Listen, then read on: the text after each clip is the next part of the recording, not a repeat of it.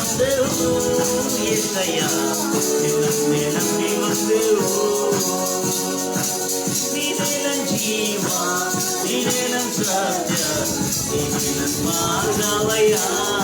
Hallelujah.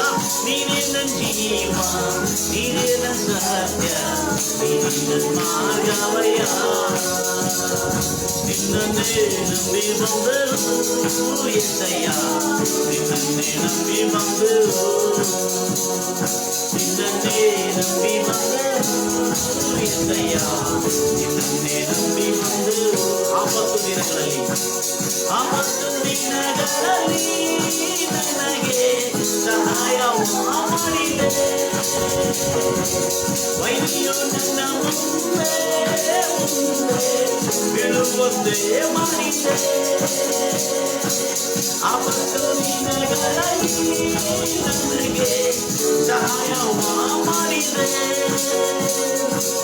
ವೈದ್ಯು ನನ್ನ ಮುಂದೆ ಬೀಳುವಂತೆ ಮಾಡಿದೆ. ನೀನೇ ನನ್ನ ಜೀವ, ನೀನೇ ನನ್ನ ಸತ್ಯ, ನೀನೇ ನನ್ನ ಮಾರ್ಗವಯ್ಯ. ಹಲ್ಲೆಲೂಯಾ. ನೀನೇ ನನ್ನ ಜೀವ, ನೀನೇ ನನ್ನ ಸತ್ಯ, ನೀನೇ ನನ್ನ ಮಾರ್ಗವಯ್ಯ. ನಿನ್ನನ್ನೇ ನಂಬಿ ಬಂದೆವು ಏಸಯ್ಯ, ನಿನ್ನನ್ನೇ ನಂಬಿ ಬಂದೆವು. ನಿನ್ನನ್ನೇ ನಂಬಿ ಬಂದೆವು ಏಸಯ್ಯ, ನಿನ್ನನ್ನೇ ನಂಬಿ ಬಂದೆವು. ಕಾಲನ್ನು ಜಿಂಕೆ ಕಾಲಂತೆ ಮಾರ್ಪಡಿಸಿ ಗುಡ್ಡವಾದಾಟ ಮಾಡಿದಿ. ನನ್ನನ್ನು ಬಲಪಡಿಸಿ ಪಡಿಸಿ ಆದರಣೆಯ ನೀಡಿದೆ. ನೀನೇ ನನ್ನ ಜೀವ, ನೀನೇ ನನ್ನ ಸತ್ಯ, ನೀನೇ ನನ್ನ ಮಾರ್ಗವಯ್ಯ. ಹಲ್ಲೆಲೂಯಾ. ನೀನೇ ನನ್ನ ಜೀವ, ನೀನೇ ನನ್ನ ಸತ್ಯ, ನೀನೇ ನನ್ನ ಮಾರ್ಗವಯ್ಯ. ನಿನ್ನನ್ನೇ ನಂಬಿ ಬಂದೆವು. ತನಕ ತಾನೇ ಜಾಣನೆಂದೆನಿಸಿಕೊಂಡಿರ್ತಕ್ಕಂಥ अपने आप को बहुत शाना समझा इस मूर्ख का जो नाश में से कैसे बचा करके हमें देखिए. ತನ್ನನ್ನು ತಾನೇ ಜಾಣನೆಂದು ಎನಿಸಿಕೊಂಡಿರ್ತಕ್ಕಂಥ ಒಂದು ಮೂರ್ಖನು ಹೇಗೆ ತನ್ನನ್ನು ರಕ್ಷಿಸಿಕೊಂಡನೆಂಬುದಾಗಿ ನಾವು ನೋಡೋಣ. ಹೆಚ್ಚಾಗಿ ಪ್ರಪಂಚದ ವ್ಯಾಪ್ತಿಯಲ್ಲಿ ಈಗ ನಡೆಯುತ್ತಿರತಕ್ಕಂಥದ್ದು ಬಹಳಷ್ಟು ಕಾರ್ಯಗಳವೆ. ಅದೇನೆಂದರೆ ತನಗೆ ತಾನೇ ಜಾಣರೆಂದು ಎನಿಸ್ಕೊಳ್ತಾ ಇದ್ದಾರೆ. ಎಂಥ ಜಾಣರಂದರೆ ನಾವು ಮಾಡೋದು ಸರಿ, ನಾನು ಏನು ಮಾಡ್ತಾ ಇದ್ದಾರೆ, ಏನು ನಡೆಸ್ತಾರೆ ಸರಿ, ಅಂದರೆ ಕರೆಕ್ಟ್ ಐತೆ ಅಂತೇಳಿ ಅಂದುಕೊಂಡು ಎಷ್ಟೋ ಜನರು ತಮ್ಮ ಬಾಳನ್ನು ನಷ್ಟ ಮಾಡಿಕೊಂಡಿದ್ದಾರೆ, ತಮ್ಮ ಜೀವನವನ್ನು ಪತನ ಮಾಡಿಕೊಂಡಿದ್ದಾರೆ. ತಮ್ಮ ವಿದ್ಯಾಭ್ಯಾಸದ ಜೀವನವಾಗಲಿ, ತಮ್ಮ ಬದುಕಾಗಲಿ, ತಮ್ಮ ಕುಟುಂಬದ ಜೀವನವಾಗಲಿ, ಅಥವಾ ತಮ್ಮ ಬಿಸ್ನೆಸ್ ಆಗಲಿ, ಅಥವಾ ತಮ್ಮ ಸಭೆ ಆಗಲಿ, ನಾನು ಬಹಳ ಜಾಣನು ಎಂದು ಎನಿಸಿಕೊಂಡಿದ್ದವನು ಪತನವಾಗ್ತಾ ಇದ್ದಾನೆ. ಅದಕ್ಕಾಗಿ ಇವತ್ತು ಪತನವಾಗುತ್ತಿರತಕ್ಕಂಥ ಈ ವ್ಯಕ್ತಿ ಹೇಗೆ ಪತನ ಆಗುತ್ತಾ ಇರುವ ವ್ಯಕ್ತಿಯನ್ನು ಹೇಗೆ ಅವನ ವಿನಾಶದಿಂದ ತಪ್ಪಿಸಿಕೊಂಡು ಯಶಸ್ವಿಗೆ ಹೇಗೆ ತಲುಪಿದನೆಂಬುದಾಗಿ ನೋಡೋಣ. ನನ್ನ ಪ್ರಿಯ ಸಹೋದರಿ ಎಷ್ಟು ಆಸಕ್ತಿಯಿಂದ ನೀವು ದೇವರ ವಾಕ್ಯವನ್ನು ಕೇಳ್ತಾ ಇದ್ದೀರಿ. ನಮ್ಮ ಸಭೆಯಲ್ಲಿ ಕೂತಿರ್ತಕ್ಕಂಥ ಎಲ್ಲ ನಮ್ಮ ಪ್ರಿಯ ವಿಶ್ವಾಸಿಗಳು ಎಷ್ಟು ಆಸಕ್ತಿಯಿಂದ ಪ್ರಾರ್ಥನೆ ಪೂರ್ವಕವಾಗಿ ಕೂತ್ಕೊಂಡಿದ್ದಾರೆ ಇಲ್ಲಿ. ಯಾಕಂದರೆ ಇಲ್ಲಿ ಸಾರ್ತಿರ್ತಕ್ಕಂಥ ವಾಕ್ಯ ಪ್ರತಿಯೊಬ್ಬರ ಹೃದಯವನ್ನು ಸ್ಪರ್ಶಿಸಿ ಸ್ವಸ್ಥತೆ ಆಗಲಿ ಅನ್ನತಕ್ಕಂಥ ಪ್ರಾರ್ಥನೆ ಮಾಡ್ತಾ ಪ್ರಾರ್ಥನೆಯ ಗುಂಗಿನಲ್ಲಿ ಕೂತ್ಕೊಂಡು ದೇವರ ವಾಕ್ಯವನ್ನು ಕೇಳ್ತಾ ಇದ್ದಾರೆ. ಹಲ್ಲೆಲೂಯಾ. ಆದ ಕಾರಣ ಇಂಥ ಒಂದು ಭಕ್ತರ ನಮ್ಮ ಸಭೆಯ ಎಲ್ಲರೂ ಹೇಳ್ತಿರಲ್ವಯ್ಯ, ನಮ್ಮ ಸಭೆಯ ಜನರು ಬಹಳ ಜನ ಇದ್ದರು. ತುಂಬ ಬೆಂಬಲ ಕೊಟ್ಟು ನಮಗೆ ಈ ಸ್ಕ್ರೀನ್ಗಳು ಈ ಲೈಟ್ಗಳು ಮತ್ತು ನಮ್ಮ ವಿಶೇಷವಾಗಿ ನಮ್ಮ ಕ್ಯಾಮ್ರಾಮ್ಯಾನ್ ಅವರು ಮತ್ತು ಸೌಂಡ್ ಇಂಜಿನಿಯರ್, ಇವತ್ತು ಸ್ವಲ್ಪ ಸೌಂಡ್ ಇಂಜಿನಿಯರ್ ಮ್ಯೂಸಿಕ್ ಮಿಕ್ಸರ್ ಇಲ್ಲ ಅಂತಾರೆ, ಸುಮ್ಮನೆ ಕೂತಿದ್ದಾರೆ ಅವರ ಸೌಂಡನ್ನು ಮಾಡಿಕೊಳ್ಳಿಕ್ಕೆ. ಅದಕ್ಕೆ ಎಲ್ಲ ರೀತಿಯಾದಂಥ ಸಹಾಯ ನಮ್ಮ ಪೀಸ್ ಮೇಕರ್ ಎಂಬ ಸಭೆಯಲ್ಲಿದ್ದ ಎಲ್ಲ ಭಕ್ತರು, ಯವನಸ್ಥರು ಇಲ್ಲಿ ಸಭೆಯಲ್ಲಿದ್ದುಕೊಂಡು ಬೇರೆ ಬೇರೆ ಊರುಗಳಿಂದ ಈ ಒಂದು ಲೈವ್ ಕಾರ್ಯಕ್ರಮಕ್ಕಾಗಿ ಅಪಾರವಾದಂಥ ಸಹಾಯ ಮಾಡ್ತಾ ಇದ್ದಾರೆ. ಅವರನ್ನು, ಅವರ ಕುಟುಂಬಗಳನ್ನು ಅದ್ಭುತವಾಗಿ ಆಶೀರ್ವದಿಸಿ ಯಶಸ್ವಿ ಪಡ್ಕೊಂಡು ಅವರು ದೊಡ್ಡ ದೊಡ್ಡ ವಾಹನಗಳಲ್ಲಿ ಹೋಗುವಾಗ, ಹಲ್ಲೆಲೂಯ, ಈ ಕ್ಯಾಮ್ರಾ ತೆಗೆಯೋದನ್ನು ಮರೆತು ಹೋಗಬಾರ್ದು, ಈ ದೇವರ ಸೇವೆಯನ್ನು ಮರೆತು ಹೋಗಬಾರ್ದು, ಅವರು ಅದ್ಭುತವಾಗಿರಲಿ ಎಂಬುದಾಗಿ ಹಾರೈಸುತ್ತಾ ಇದ್ದಾರೆ. ನಿಜವಾಗಲೂ ನಾನು ನಮ್ಮ ಸಭೆ ಜನರು ಎಷ್ಟು ಆಸಕ್ತಿಯಿಂದ ಪ್ರಾರ್ಥನೆ ಮಾಡಿದ್ದಾರೆ ಈ ಲೈವ್ ಪ್ರೋಗ್ರಾಮ್ ಆಗಬೇಕೆಂಬುದಾಗಿ. ಅಷ್ಟೇ ಪ್ರಾರ್ಥನೆ ಅಷ್ಟೇ ಅಲ್ಲ, ಅವರು ತಮ್ಮ ಹತ್ರ ಇರತಕ್ಕಂಥ ಸ್ವಲ್ಪ ಹಣದಲ್ಲೇ ಇಷ್ಟೆಲ್ಲ ಸಹಾಯ ಮಾಡಿ ಈ ವೇದಿಕೆ ಆಗಲಿ, ಈ ಪುಲ್ಪಿಟ್ ಆಗಲಿ, ಇಲ್ಲಿರ್ತಕ್ಕಂಥ ಕ್ಯಾಮ್ರಾ ಆಗಲಿ, ಕ್ಯಾಮ್ರಾಮ್ಯಾನ್ ಆಗಿರಲಿ, ಇವೆಲ್ಲರ ಸಹಾಯ ಅಪಾರವಾಗಿದೆ. ಆದರೆ ಪ್ರಪಂಚಕ್ಕೆ ಹೋಗಿ ಎಲ್ಲೆಲ್ಲಿ ತಲುಪ್ತಾ ಇದೆ ಈ ವಾಕ್ಯ, ಆ ವಾಕ್ಯದಿಂದ ಎಷ್ಟು ಜನರೆಲ್ಲ ರಕ್ಷಣೆ ಹೊಂದ್ತಾರೆ. ಆ ರಕ್ಷಣೆ ಹೊಂದಿರತಕ್ಕಂಥ ಆಶೀರ್ವಾದಕ್ಕೆ ನಮ್ಮ ಸಭೆಯಲ್ಲಿ ಇರುವ ಜನರು ಹಾಗೂ ನಮ್ಮ ಹಿಂದೆ ಪ್ರಾರ್ಥನೆ ಮಾಡ್ತಿರ್ತಕ್ಕಂಥ ಪ್ರಾರ್ಥನಾ ವೀರರು, ಸುಮಾರು ಜನರು ಪ್ರಾರ್ಥನಾ ವೀರರು, ಸಭಾಪಾಲಕರಿದ್ದಾರೆ, ಸಭೆ ವಿಶ್ವಾಸಿಗಳಿದ್ದಾರೆ ಮತ್ತು ಕೆಲವು ಅಂಗವಿಕಲದಲ್ಲಿದ್ದವರು ಕೂಡ ಈ ಒಂದು ಸೇವೆಗಾಗಿ ಅಷ್ಟು ಕಳಕಳಿಯಿಂದ ಶ್ರದ್ಧೆಯಿಂದ ಪ್ರಾರ್ಥನೆ ಮಾಡ್ತಾ ಇದ್ದಾರೆ. ಅವರೆಲ್ಲರಿಗೆ ತುಂಬ ಹೃದಯದಿಂದ ಧನ್ಯವಾದಗಳನ್ನು ಸಲ್ಲಿಸ್ತಾ ಇದ್ದೇನೆ. ಅವರಿಗೆ ಶುಭವಾಗಲಿ, ಅವರಿಗೆ ಯಾವ ಕೇಡು ಬರದಿದ್ದು ಅವರ ಜೀವನವೆಲ್ಲ ಧನ್ಯವಾಗಲಿ ಎಂಬುದಾಗಿ ಹಾರೈಸ್ತಾ ಇದ್ದೇನೆ. ಒಂದು ಚಿಕ್ಕ ಪ್ರಾರ್ಥನೆ ಮಾಡಿಕೊಂಡು ತನ್ನನ್ನು ತಾನು ಜಾಣನೆಂದುಕೊಂಡಿರುವತಕ್ಕಂಥ ಭಕ್ತನ ವಿಷಯದಲ್ಲಿ ತಿಳಿದುಕೊಳ್ಳೋಣ. ನಮ್ಮನ್ನು ಅತ್ಯಧಿಕವಾಗಿ ಪ್ರೀತಿ ಮಾಡುವ ಪರಲೋಕದಲ್ಲಿರುವಂಥ ನಮ್ಮ ತಂದೆ, ಎಷ್ಟು ಆಸಕ್ತಿಯಿಂದ ಕರ್ತನೆ ಕೂತಿರ್ತಕ್ಕಂಥ ಭಕ್ತರು, ಭಾಳ ಚಿಕ್ಕ ಸ್ಥಳದಲ್ಲಿ ಇನ್ನೂ ಭಾಳ ಸ್ಥಳ ದೊಡ್ಡದಾಗಿ ಮಾಡಬೇಕು ನಾವು. Thank you father, I praise your name Jesus ಕರ್ತನೆ. ಅವೆಲ್ಲದಕ್ಕೆ ಕರ್ತನೆ ಸ್ಥಾನಮಾನ, ಒಳ್ಳೆ ವಾಯು, ಇನ್ನೂ ದೊಡ್ಡ ಸ್ಥಳ ಕರ್ತನೆ ನಮಗೆ ದೊರಕುವಂತೆ ಮಾಡಿ ರಾಜ.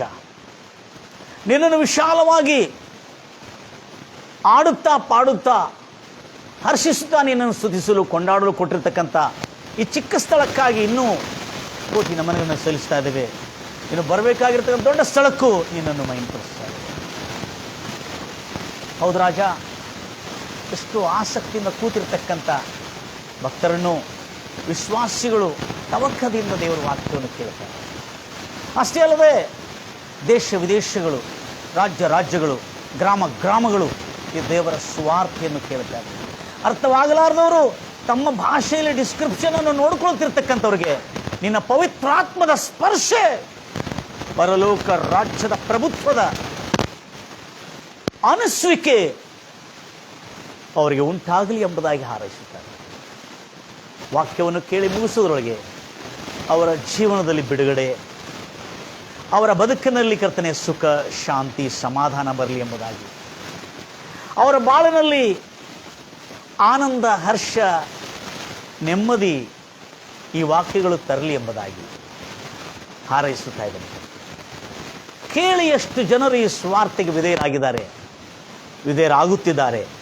ಅವರೆಲ್ಲರಿಗೆ ಈ ಸುವಾರ್ತೆಯ ಸುಕಾರ್ಯಗಳನ್ನು, ಮೇಲು ವರಗಳು, ಒಳ್ಳೆ ಕಾರ್ಯಗಳು ಅವರ ಜೀವನದಲ್ಲಿ ನೆರವೇರಲಿ, ಸ್ವಸ್ಥತೆ ಆಗಲಿ, ಗುಣವಾಗಲಿ ಎಂಬುದಾಗಿ ಹಾರೈಸುತ್ತಾ ಯೇಸು ಕ್ರಿಸ್ತ ನಾಮದಲ್ಲಿ ಪ್ರಾರ್ಥಿಸಿ ಬೇಡಿ ಹೊಂದಿದ್ದೇನೆ ತಂದೆ.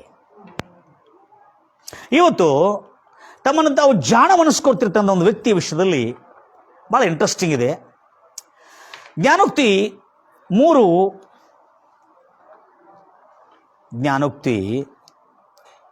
3ನೇ ಅಧ್ಯಾಯ 5ರಿಂದ 8ವರೆಗೆ ಬೇಗನೆ ಓದ್ತೀರಿ. ಜ್ಞಾನೋಕ್ತಿ 3:5ರಿಂದ 8ವರೆಗೆ ಬೇಗನೆ ಓದ್ತೀರಿ. ಸ್ವಬುದ್ಧಿಯನ್ನು, ನಿನ್ನ ಸ್ವಂತ ಬುದ್ಧಿಯನ್ನು ಆಧಾರ ಮಾಡಿಕೊಳ್ಳದೆ ಪೂರ್ಣ ಮನಸ್ಸಿನಿಂದ ಕರ್ತನಲ್ಲಿ, ದೇವರಲ್ಲಿ ಭರವಸೆ ಇಡು. 3ನೇ ಅಧ್ಯಾಯ ಕರೆಕ್ಟಾ? 3ನೇ ಅಧ್ಯಾಯ ನಿನ್ನ ಎಲ್ಲ ನಡವಳಿಕೆಯಲ್ಲಿ, ನಿನ್ನ ಎಲ್ಲ ನಡತೆಯಲ್ಲಿ, ವರ್ತನೆಯಲ್ಲಿ ಆತನ ಚಿತ್ತವನ್ನು, ಆತನ ನ್ಯಾಯ ಪ್ರಮಾಣವನ್ನು ಆಧಾರ ಮಾಡಿಕೋ.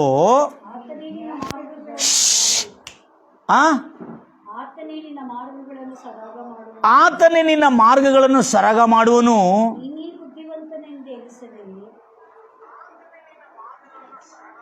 ನೀನೇ ಬುದ್ಧಿವಂತನೆಂದು ಎನಿಸದೆ अपने आप को शाणा मत समझ, ನಿನ್ನನ್ನು ನೀನು ಜಾಣನೆಂದು ಅಂದುಕೊಳ್ಳದೆ ಕರ್ತನಿಗೆ, ದೇವರಿಗೆ ಭಯಪಟ್ಟು ಕೆಟ್ಟ ಮಾರ್ಗದಿಂದ, ದುರ್ಮಾರ್ಗದಿಂದ, ಪಾಪ ಮಾರ್ಗದಿಂದ ತೊರೆದು ಬಿಡು. ಇದರಿಂದ ನಿನ್ನ, ಒಳ್ಳೆ ವಾರ್ತೆ ನೋಡ್ರಿ, ಇದರಿಂದ ನಿನ್ನ ದೇಹಕ್ಕೆ ಆರೋಗ್ಯವು, ನಿನ್ನ ಎಲುಬುಗಳಿಗೆ ಪುಷ್ಟಿಯು. Good news for you, my dear brothers and sisters. Depart from the evil and fear the God. This will give you the health to your flesh and power to your bone. Praise the Lord Jesus. ಎಷ್ಟು ಸುಂದರವಾಗಿ ಬರಲ್ಪಟ್ಟಿದೆ. ಆಮೇಲೆ ಮುಂದೆ ಹೋಗ್ತೀರ, 8ನೇ ವಚನ, ಆಯ್ತಾ? Thank you. ಹೀಗೆ ವಾಕ್ಯ ಹೇಳ್ತಾ ಇದೆ. ಆದರೆ ಈ ವ್ಯಕ್ತಿ ತನ್ನನ್ನು ತಾನು ಜಾಣವೆಂದೆನಿಸ್ಕೊಂಡು ತಾನು ಗುರು ಅಂತ ಭಾವಿಸ್ತಾ ಇದ್ದಾನೆ. ಈಗ ಗುರು ಅಲ್ಲ, ಗುರುಗಳಿಗೆ ಗುರು ಅಂತ ತಿಳ್ಕೊಂಡು ಬಿಟ್ಟಿದ್ದಾನೆ. ನಾನು ಮಾಡೋದು ಸರಿ, ನಾನು ಮಾಡೋದು ಜಾಣತನ ಎಂಬುದಾಗಿ ತಿಳ್ಕೊಂಡಿದ್ದಾನೆ. ಗಮನಿಸ್ರಿ, ಈತನ ಹೆಸರು, ಈ ಆಂಧ್ರ ಪ್ರದೇಶದಲ್ಲಿ ಇರ್ತಕ್ಕಂಥ ಹೆಸರು, ಈತನ ಹೆಸರು ಅದ್ಭುತವಾಗಿದೆ. ದೇವಪಲ್ಲಿ ಅಪ್ಪಾರಾವ್. ಈತನೊಂದು ಗ್ರಾಮದಲ್ಲಿ ವಾಸ ಮಾಡ್ತಿರ್ತಕ್ಕಂಥವನು. ಈತನು ಗ್ರಾಮದಲ್ಲಿ ವಾಸ ಮಾಡ್ತಿರ್ತಕ್ಕಂಥವನು. ಈತನು ಶಾಲೆಗೆ ಹೋಗಲಿಕ್ಕೆ ಮುಂಚೆನೇ ಬಹಳ ಉಡಾಳನು. ಏನು ಕನ್ನಡದಲ್ಲಿ ಏನಂತಾರೆ?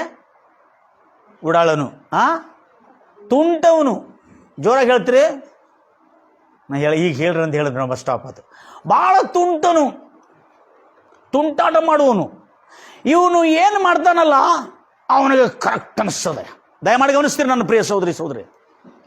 ಅವನಿಗೆ ಯಾಕೆ ಅವನು ಮಾಡುವುದು ಸರಿ, ನಾನು ಮಾಡುವುದು, ನಾನು ಜಾಣನಾಗಿದ್ದೇನೆ, ತನ್ನ ದೃಷ್ಟಿಯಲ್ಲಿ ತಾನು ಮಾಡುವುದು ಸರಿ ಎಂದು ಅಂದುಕೊಳ್ಳಲಿಕ್ಕೆ ಕಾರಣ ಏನಂದರೆ, ನನ್ನ ಪ್ರಿಯ ತಾಯಿ ತಂದೆಗಳೇ, ಹಿರಿಯರೇ, ದಯಮಾಡಿ ಗಮನಿಸ್ತೀರಿ, ಅವನನ್ನು ದಿಕ್ಕು ತಪ್ಪಿಸಿದ್ದೇನೆಂದರೆ ಸಿನಿಮಾ ಅಂತೆ. ಸಿನಿಮಾ ಸೀರಿಯಲ್ಗಳು ಅವನನ್ನು ದಿಕ್ಕು ತಪ್ಪಿಸಿದೆ. ಯಾಕಂದರೆ ಸಿನಿಮಾನಲ್ಲಿ ನಟಿಸುವ ನಟರು ಅವರು ತುಂಟಾಟ ಮಾಡ್ತಾರೆ, ಹೊಡೆದಾಟ ಮಾಡ್ತಾರೆ, ಕಡ್ದಾಟ ಮಾಡ್ತಾರೆ, ದುಂಬಿ ಮಾಡ್ತಾರೆ, ದಾಳಿ ಮಾಡ್ತಾರೆ ಮತ್ತು ಫೈಟಿಂಗ್ ಮಾಡ್ತಾರೆ.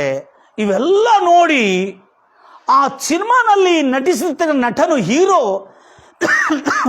ಮಾಡ್ತಿರುವ ಗುಂಡಾಯಿಸಮ್, ಮಾಡ್ತಿರುವ ರೌಡಿಸಮ್, ಅಲ್ಲಿ ಸಿನಿಮಾದಲ್ಲಿ ಜನ ಹೊಗಳಿದ್ದು ನೋಡಿ ಹೀರೋಣಿಗಳು, ಅವನು ಹೀರೋ ಹೊಡೆದ ಮೇಲೆ ಹೀರೋಣಿಗಳು ಎಕ್ದಮ್ ಸಂತೋಷಪಟ್ಟು ಹೀರೋವನ್ನು, ಅಂದರೆ ಹೊಡೆದಾಟ ಮಾಡಿದ್ದವನು ಹೀರೋ ಎಂದೆನಿಸ್ಕೊಂಡು ಅವನನ್ನು ಪ್ರೀತಿಸ್ತಾ ಇರುವಾಗ, ಇಲ್ಲಿ ಕುಂತು ನೋಡ್ತಿರ್ತಕ್ಕಂಥ ಮಹಾಮೂರ್ಖರು,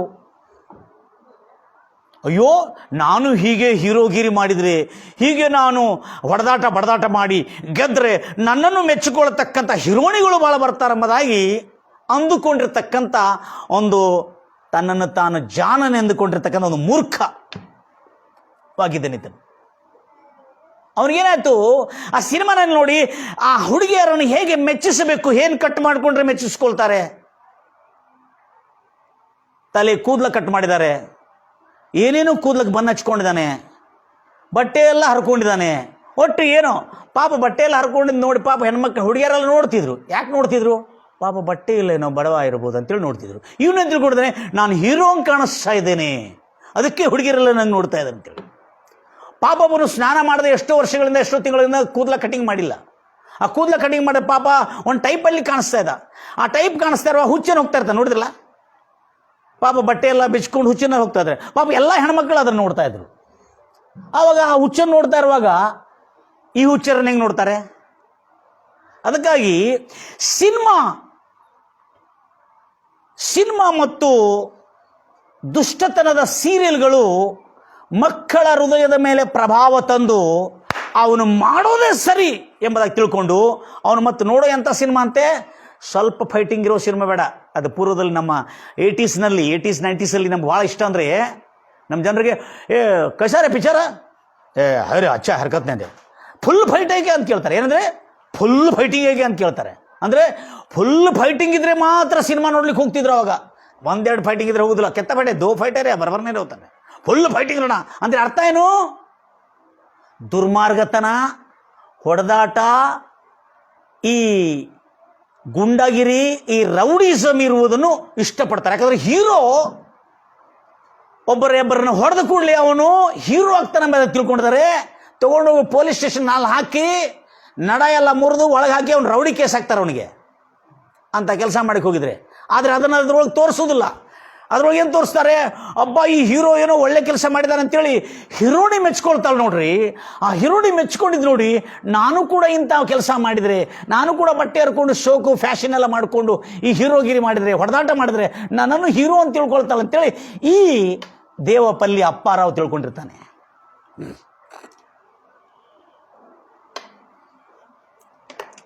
ವಾರದಲ್ಲಿ 3 ದಿವಸ 4 ದಿವಸ ಮನೆಗೆ ಜನ ಓಡಿ ಬರ್ತಾರಂತೆ. ನಿನ್ನ ಮಗ ನನ್ನ ಮಗನ ಹೊಡೆದ, ನಿನ್ನ ಮಗ ನನ್ನ ಮಗಳ ಮೇಲೆ ದಾಳಿ ಮಾಡಿದ, ನಿನ್ನ ಮಗ ನನ್ನ ಮಗಳನ್ನು ಟೀಕೆ ಮಾಡಿದ, ತಿತ್ಲೆ ಮಾಡಿದ, ನಿನ್ನ ಮಗ ನನ್ನ ಮೇಲೆ ನಮ್ಮ ಮಗಳ ಮೇಲೆ ಕೈ ಹಾಕಿದ ಅಂತೇಳಿ ಪ್ರತಿ ವಾರದಲ್ಲಿ 3-4 ದಿವಸ ಅವ್ರ ತಾಯಿ ಹತ್ರ ಬಂದು ಜಗಳ ಮಾಡಿ ಹೋಗ್ತಾರಂತೆ. ಪಾಪ ಅವ್ರ ತಾಯಿ ಇವನು ಶಾಲೆಗೆ ಹೋಗಿ ಬರುವ ತನಕ ಅವ್ರ ತಾಯಿಗೆ ಹೆದರಿಕೆ ಅಂತೆ.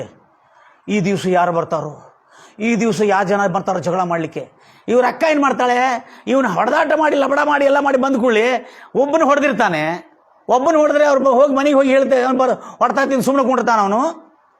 ಅವನು ಹೊಡೆತಾ ತಿಂದ ಮೇಲೆ ಮನೆಗೆ ಹೋಗಿ ಹೇಳಿದ್ಕೊಳ್ಳೆ ಮನೆಯಲ್ಲಿ ಅವ್ರ ಅಣ್ಣ ತಮ್ಮಂದ್ರೆ ಅಕ್ಕ ತಂಗಿರ ರಿಲೇಷನ್ಸ್ ಎಲ್ಲ ಎದ್ದು ಬಂದಿದ್ದಾರೆ. ರಿಲೇಷನ್ ಎದ್ದು ಬಂದಾಗ ಹೀರೋ ಏನು ಮಾಡಬೇಕು? ಹೊಡಿಬೇಕಲ್ಲ. ಇವನು ಒಳಗೆ ಓಡಿ ಹೋಗಿ ಟಾಯ್ಲೆಟ್ನಲ್ಲಿ ಮುಚ್ಚಿಡ್ತಾರಂತೆ ಅವನು. ಅದ ಹೀರೋಗಿರಿಯಾ? ಅದೊಂದು ಬೇಕಾಗಿರ್ತಕ್ಕಂಥ ಬದುಕ. ಸಿನಿಮಾಗಳಲ್ಲಿ ನೋಡಿರ್ತಕ್ಕಂಥ ಈ ರೌಡಿಸಮು, ಹೀರೋಗಿರಿ ಎಲ್ಲ ನನ್ನ ಪ್ರಿಯ ಸಹೋದರೇ, ತಂದೆ ತಾಯಿಗಳೇ, ನಿಮ್ಮ ಮಕ್ಕಳನ್ನು ದಿಕ್ಕು ತಪ್ಪದಂತೆ ನೋಡ್ಕೊಳ್ಳಿ ಎಂಬುದಾಗಿ ಕಳಕಳೆಯ ನನ್ನ ವಿನಂತಿ. ಅದು ಮತ್ತು ರಿಮೋಟ್ ಕಂಟ್ರೋಲ್ ಅಷ್ಟೇ, ಮೊಬೈಲು ಕೊಟ್ಟಿದ್ದಾರೆ. ಈಗ ಅಲ್ಲಿ ನೋಡಬೇಕು, ಇಲ್ಲಿ ಆಡಬೇಕು, ಅಲ್ಲಿ ನೋಡಬೇಕು, ಇಲ್ಲಿ ಆಡಬೇಕು. ಏನಿರ್ತದೆ ಗೊತ್ತಿಲ್ಲ ಅವ್ರಿಗೆ ಪರಿಣಾಮ ಏನು ಬರ್ತದೆ ಅಂತೇಳಿ. ಈಗ ಪರಿಣಾಮ ಆಲ್ರೆಡಿ ಬಂದುಬಿಟ್ಟಿದೆ, ಆದರೂ ಬುದ್ಧಿ ಬರಲಿಲ್ಲ ಅಂದರೆ ಪ್ರೈಸ್ ಲಾರ್ಡ್ ಜೀಸಸ್. ಪಾಸ್ಟರ್ ನೀವು ನಮಗೆ ಹೇಳ್ತಾ ಇದ್ದೀರಾ? ಹೌದು, ಬುದ್ಧಿ ಬರಲಿಲ್ಲದವ್ರಿಗೆ ಹೇಳ್ತಾ ಇದ್ದೇನೆ ನಾನು. ಕೇಳ್ತಕ್ಕಂಥ ನನ್ನ ಎಲ್ಲ ಪ್ರಿಯ ಸಹೋದರೇ, ಈ ಹುಡುಗ ಪ್ರತಿದಿನ ಜಗಳ ಅಂತೆ. ಅವನೇನು ಸ್ಕೂಲ್ನಲ್ಲಿ ಹೋಗಿದ್ರೆ 7ನೇ ತರಗತಿವರೆಗೆ ಯಾರನ್ನ ಸುಮ್ಮನೆ ಇದ್ದವನು ಕಾಲು ಕೆರ್ಕೊಂಡು ಹೋಗಿ ಜಗಳ ಮಾಡ್ತಾನಂತೆ. ಯಾಕಂದರೆ ಕಾಲು ಕೆರ್ಕೊಂಡು ಜಗಳ ಮಾಡಿ ಅವ್ನು ಹೊಡೆದು ಬಂದರೆ ಅವ್ನು ಅಳ್ಕೋದು ನೋಡಿ ನಾ ಹೊಡೆದು ಬಂದೆ ಎಲ್ಲರಿಗೆ. ಆದರೆ ಅವನು ಹೋಗಿ ಮನೆಗೆ ಹೇಳಿದ ಕೂಡಲೇ ಅವರ ಮನೆಯಲ್ಲಿದ್ದ ಅಕ್ಕ ತಮ್ಮ ಅಣ್ಣ ತಂದರೆ ಎಲ್ಲರೂ ಗಾಡಿ ತೊಗೊಂಡು ಬಂದುಬಿಡ್ತಂತೆ. ಗಾಡಿ ತೊಗೊಂಡು ಬಂದ ಕೂಡಲೇ ಇವಳ ಅಕ್ಕ ಏನು ಮಾಡ್ತಾಳೆ, ಇವ್ರ ತಾಯಿ ಇವ್ರ ಅಕ್ಕ ತೊಗೊಂಡೋಗಿ ಟಾಯ್ಲೆಟಲ್ಲಿ ಮುಚ್ಚಿಟ್ಟು ಅಕ್ಕ ಬಾಗಿಲಾಕಿ, ನೀವು ಹೊರಗೆ ಬರಬೇಡಲೇ ಮಗನ, ನೀವು ಹೋಗಿ ಹೊಡೆದಾಟ ಮಾಡಿ ಹೀರೋಗಿರಿ ಮಾಡೋದಕ್ಕೆ ಭಾಳ ವಿಲನ್ಗಳು ಬಂದಿದ್ದಾರೆ ನೀನು ಹೊಡಿಲಿಕ್ಕೆ ಅಂತೇಳಿ ಒಳಗೆ ಮುಚ್ಚಿಟ್ಟು ಪಾಪ ಅವ್ರ ತಾಯಿ ಕೈ ಮುಗಿದು, ಅಯ್ಯೋ ನನ್ನ ಮಗ ಮಾಡಿದ ತಪ್ಪಾಯ್ತು ರೀ, ಹುಡುಗಾಟಿಗೆಯಲ್ಲಿ ಮಾಡಿರ್ಬೋದು, ಕ್ಷಮಿಸಿರಿ ಅಂತೇಳಿ ಎಷ್ಟೋ ಸಾರಿ ಹೇಳಿದ್ರು ಕೇಳ್ತಲ್ಲ. ಆದರೆ ಇವನಿಗೆ ಚಲೋ ಯಾವಾಗ ಇವನು ಸಿಗ್ತಾನಲ್ಲ ಆವಾಗ ಅವನಿಗೂ ಬೀಳ್ತಾ ಇರ್ತದೆ. ಅದಕ್ಕೆ ಸಿನಿಮಾನಲ್ಲಿ ನೋಡಿರ್ತಕ್ಕಂಥ ನಟಿ ಮಾಡಿರ್ತಾನಲ್ಲ ಹೀರೋ, ಜನರನ್ನು ದಿಕ್ಕು ತಪ್ಪಿಸ್ತಾ ಇದ್ದಾರೆ ಸಿನಿಮಾ ಜನ ಎಲ್ಲ. ಈ ಸಿನಿಮಾ ಮೂವಿಗಳು ಜನರ ಹುಡುಗರನ್ನು ಕೆಟ್ಟ ದುರ್ಮಾರ್ಗತನವನ್ನು ನಡೆಸ್ಕೊಡ್ತಾ ಇದ್ದಾರೆ. ಅದಕ್ಕಾಗಿ ಮಕ್ಕಳಿಗೆ ಅದನ್ನು ಅವಕಾಶ ಮಾಡಿಕೊಡ್ಬೇಡ್ರಿ. Price Lord Jesus. ಗಂಭೀರವಾಗಿ ಹೇಳ್ತಿರಲ್ವಯ್ಯ. ಅದಕ್ಕಾಗಿ ಈ ಮನುಷ್ಯನು ಹಾಗೆ ಪ್ರತಿದಿನ ಜಗಳ. ಆಮೇಲೆ ಅವನ ತಲೆಯೊಳಗೆ ಏನಂತೆ, ಯಾರಾದರೆ ಉಗ್ರವಾದಿಗಳು ಕರೆದ್ರೆ, ಅಂದರೆ ಉಗ್ರವಾದಿಗಳು ಸಿಕ್ಕರೆ ನನಗೂ ಸೇರಿಸ್ಕೊಡ್ರಿ ನಿಮ್ಮ ಉಗ್ರವಾದಿಗಳ ಟೀಮ್ನಲ್ಲಿ, ನಾನು ಬರ್ತೇನೆ, ನನಗೆ ಗನ್ನು ಕೊಡ್ರಿ. ಮಾವೋವಾದಿಗಳು ನಕ್ಸಲೈಟ್ಸ್ಗಳು ಯಾರಾದ್ರೂ ಸಿಕ್ಕರೆ ನಾನು ಅವ್ರ ಜೊತೆಯಲ್ಲಿ ಹೋಗಿ ನಾನು ಭಾಳ ದುಡ್ಡು ಗಳಿಸಿದವನಾಗಿ ಮತ್ತು ಗನ್ ಎಲ್ಲ ಇರ್ತದೆ ಕೈಯಲ್ಲಿ, ಆ ಗನ್ ತೊಗೊಂಡು ಶೂಟಿಂಗ್ ಗನ್ ಅಂದರೆ ಈಗ ಮನೆಯಾಗ ಸಿಗೋದಿಲ್ಲ. ಗನ್ ಶೂಟಿಂಗ್ ತೆಗಿಲಿಕ್ಕೆ ಅವರು ಪಾಪ ಎಲ್ಲೆಲ್ಲ ಗನ್ ತೊಗೊಂಡು ಮಾಡಿರ್ತಾರೆ. ಗನ್ ಸಿಗಬೇಕು, ಗನ್ನಿಂದ ಫೈರಿಂಗ್ ಫೈರಿಂಗ್ ಮಾಡಬೇಕು. ಯಾಕಂದರೆ ಎಲ್ಲೇ ವಿಡಿಯೋ ಗೇಮಲ್ಲಿ ನೋಡ್ತಾ ಇದ್ದೇವಲ್ಲ, ಫೈರಿಂಗ್ ಮಾಡಬೇಕು. ಇಂಥ ಒಂದು ದುರ್ಮಾರ್ಗದ ದೌರ್ಜನ್ಯ ಮಾಡತಕ್ಕಂಥ ದುರ್ಬುದ್ಧಿ ಇವನಲ್ಲಿ ಸೇರಿತ್ತು. ಹೀಗೆ ಅವನು ನಡ್ಕೊಳ್ತಾ ಹೋಗ್ತಾ ಇದ್ದನು. ಆಮೇಲೆ 1986 ಕೇಳಿದ್ರೆ ಆಶ್ಚರ್ಯ ಆಗ್ತೀರಿ, ಇವನು ಹೀರೋಗಿರಿ ಅಂತ ಮಾಡಿದನಂದ್ರೆ ದೇವಪಲ್ಲಿ ಅಪ್ಪಾರಾವ್.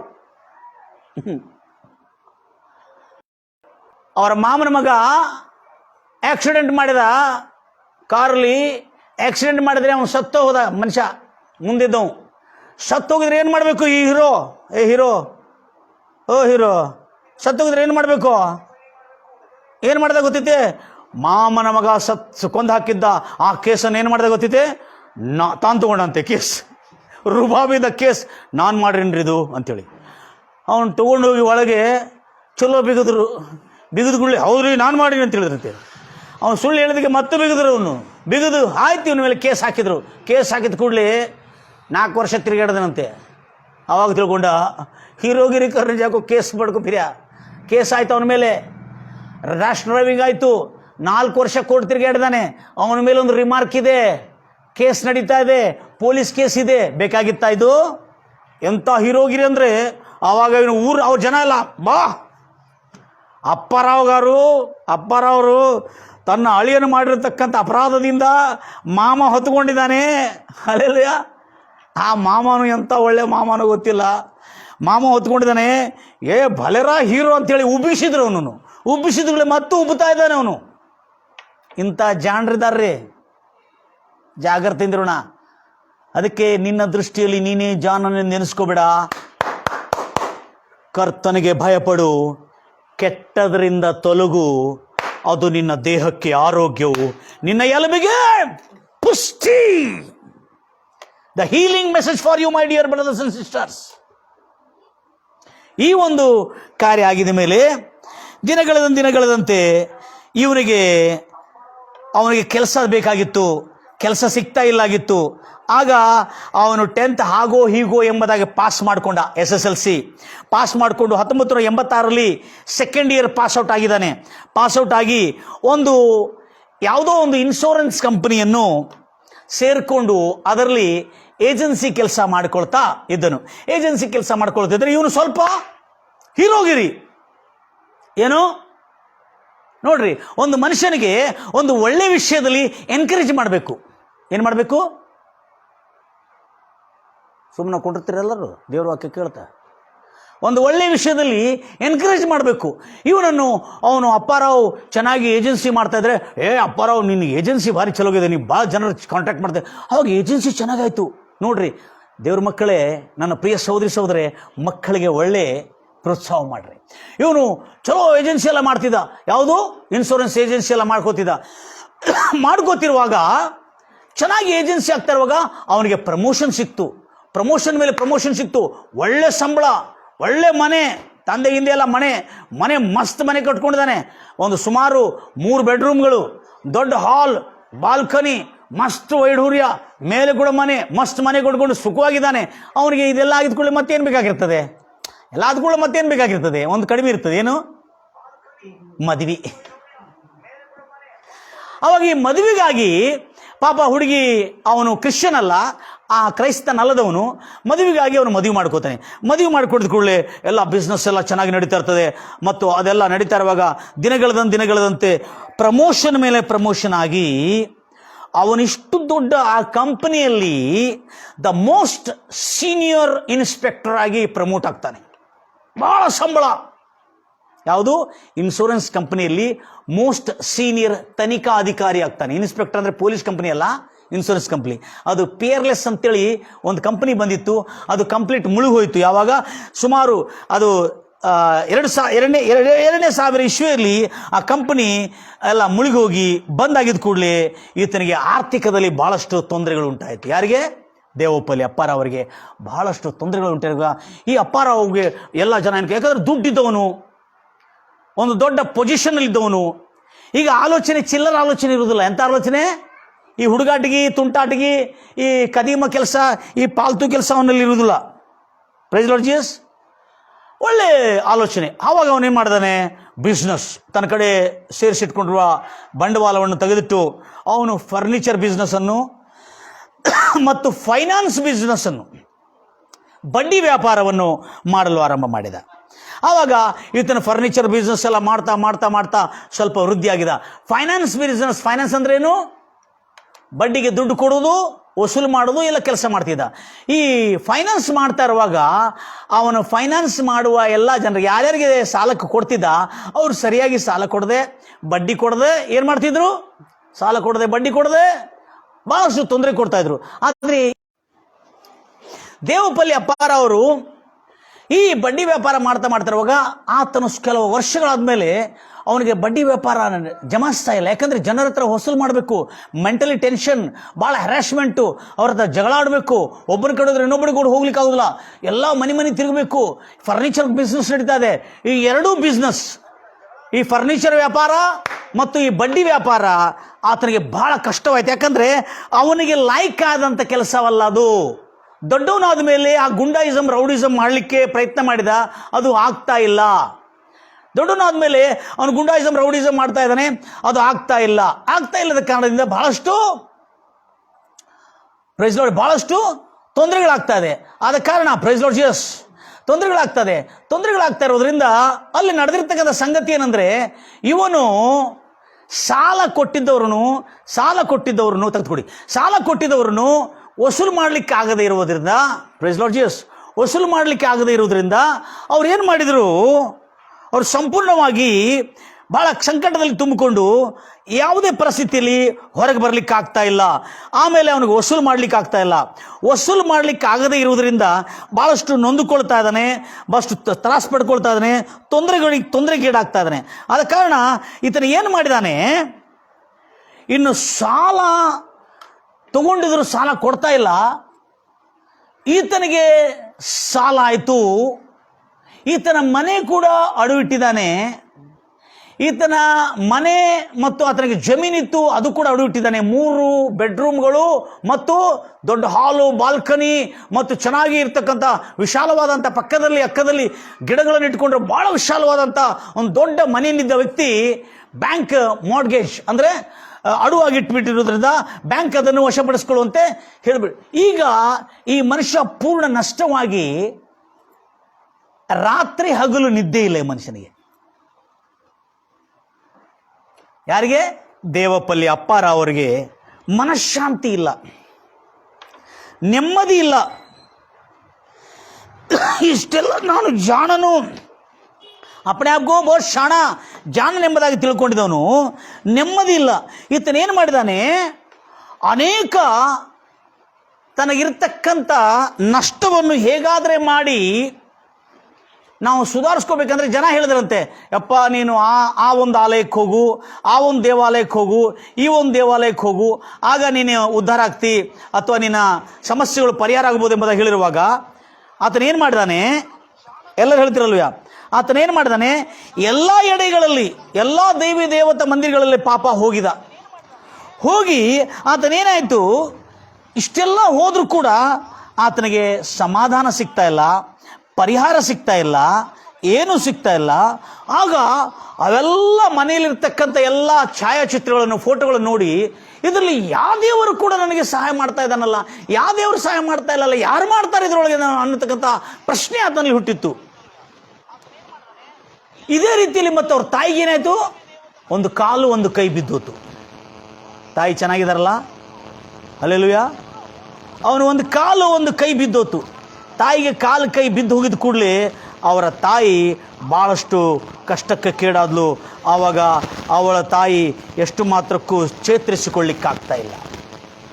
ಇನ್ನು ಚೇತರಿಸಿಕೊಳ್ಳಿಕ್ಕಾಗ್ತಾ ಇಲ್ಲದಂಥ ಸಮಯದಲ್ಲಿ ನಡೆದಿರ್ತಕ್ಕಂಥ ಸಂಗತಿ ಏನಂದರೆ, ಅವರ ತಾಯಿ ಅಲ್ಲಿ ಪಕ್ಕದಲ್ಲಿ ಯಾರೋ ಒಂದು ಸ್ತ್ರೀ ಇದ್ದಳು. ಆ ಸ್ತ್ರೀಯನ್ನು ನೋಡಿಕೊಂಡು, ಗಂಭೀರವಾಗಿ ಹೇಳ್ತಿರಲ್ವಿಯ,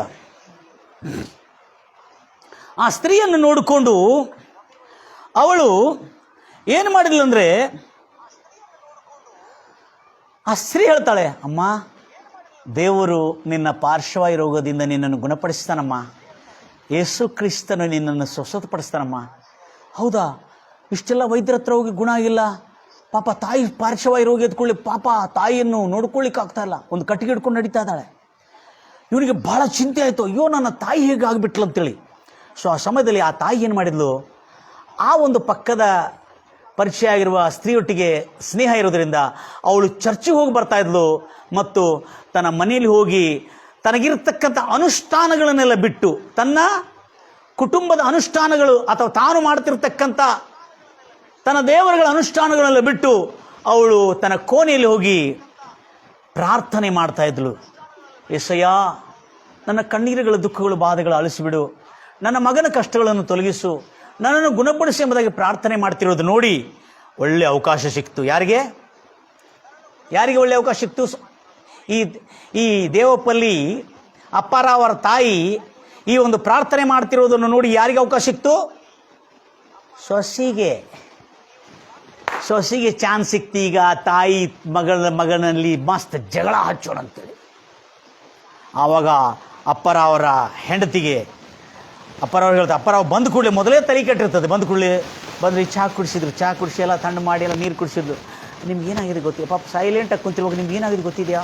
ನಿಮ್ಮ ತಾಯಿ ಮನೆಯೊಳಗೆ ಬಂದು ಟಿಕ್ಕಳಿಯನ್ನು ತೆಗೆದು ಕ್ಯಾಲೆಂಡರ್ಗೆ ಹಚ್ಚಿ ತನ್ನ ರೂಮ್ನಲ್ಲಿ ಹೋಗಿ ಅವಳು ಯೇಸು ಕ್ರಿಸ್ತನ ಹೆಸರಲ್ಲಿ ಪ್ರೇಯರ್ ಮಾಡ್ತಾ ಇದ್ಲು ಮತ್ತು ಅದು ಯಾರೋ ಒಂದು ಹೆಣ್ಮಗಳು ಪರಿಚಯವಾಗಿ ಅವಳು ಯೇಸು ಕ್ರಿಸ್ತನ ಸುವಾರ್ತೆಯನ್ನು ಕೇಳಿ ಅವಳು ಕೂಡ ಪ್ರಾರ್ಥನೆ ಮಾಡ್ತಾ ಇದ್ದಾಳೆ ಅಂತ ಕೇಳಿದ್ಕೊಳ್ಳೆ ಸಿಟ್ಟು ಬಂತು ದೇವಪಲ್ಲಿ ಅಪ್ಪಾರ ಅವರಿಗೆ.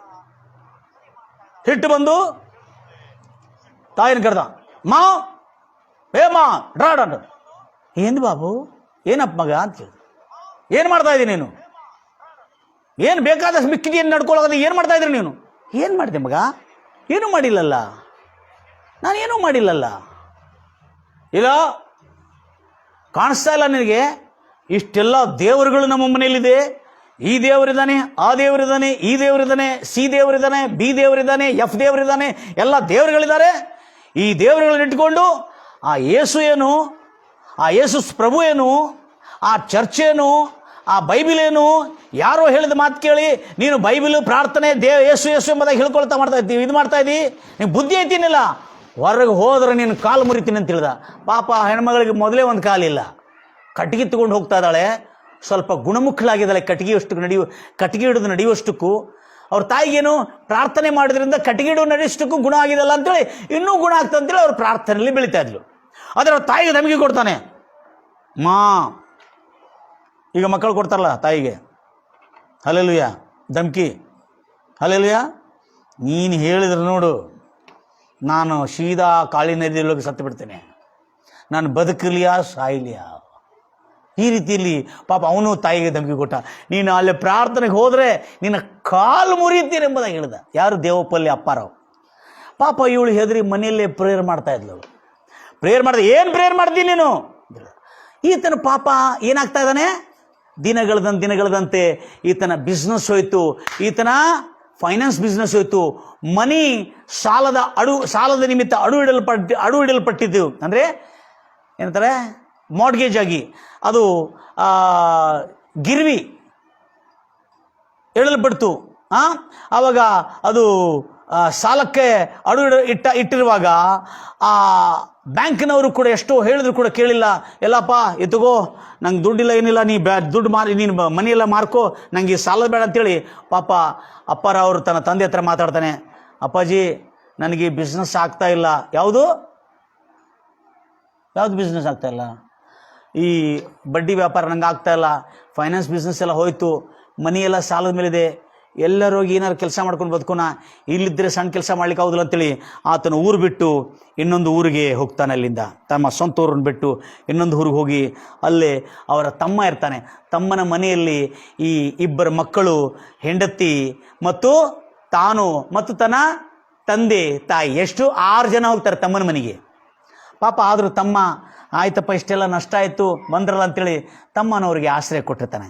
ಆದರೆ ಈ ಮನುಷ್ಯ ಎಲ್ಲರಿಗೂ ಸಾಲ ಕೊಟ್ಟು ಪಿಯರ್ಲೆಸ್ ಇನ್ಶೂರೆನ್ಸ್ ಏಜೆನ್ಸಿಯಲ್ಲಿ ಈತನು ದೊಡ್ಡ ಆಫೀಸರ್ ಆಗಿ, the most senior inspector officer ಆಗಿ ಕೆಲಸ ಮಾಡಿದವನಿಗೆ ಹೆಂಗಿರ್ತದೆ ನಡತೆ, ಹಿಂಗೆ ತಗ್ತಾನ.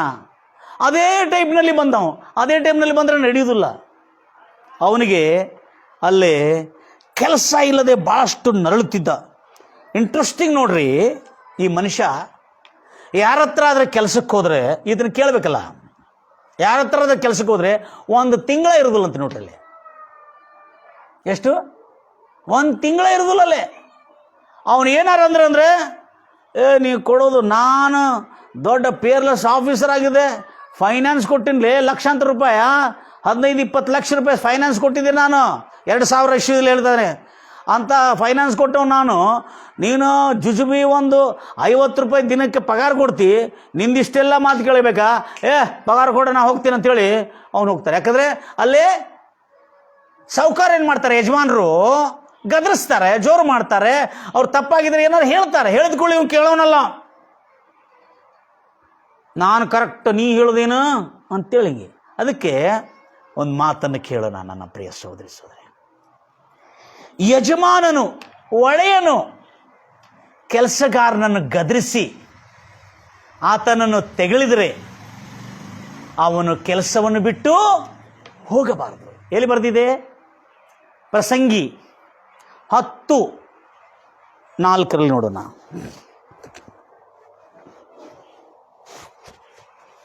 ಪ್ರಸಂಗಿ 10:4 ಭಾಳ ಜಾಗ್ರತೆಯಿಂದ ಕೇಳ್ತೀರಿ.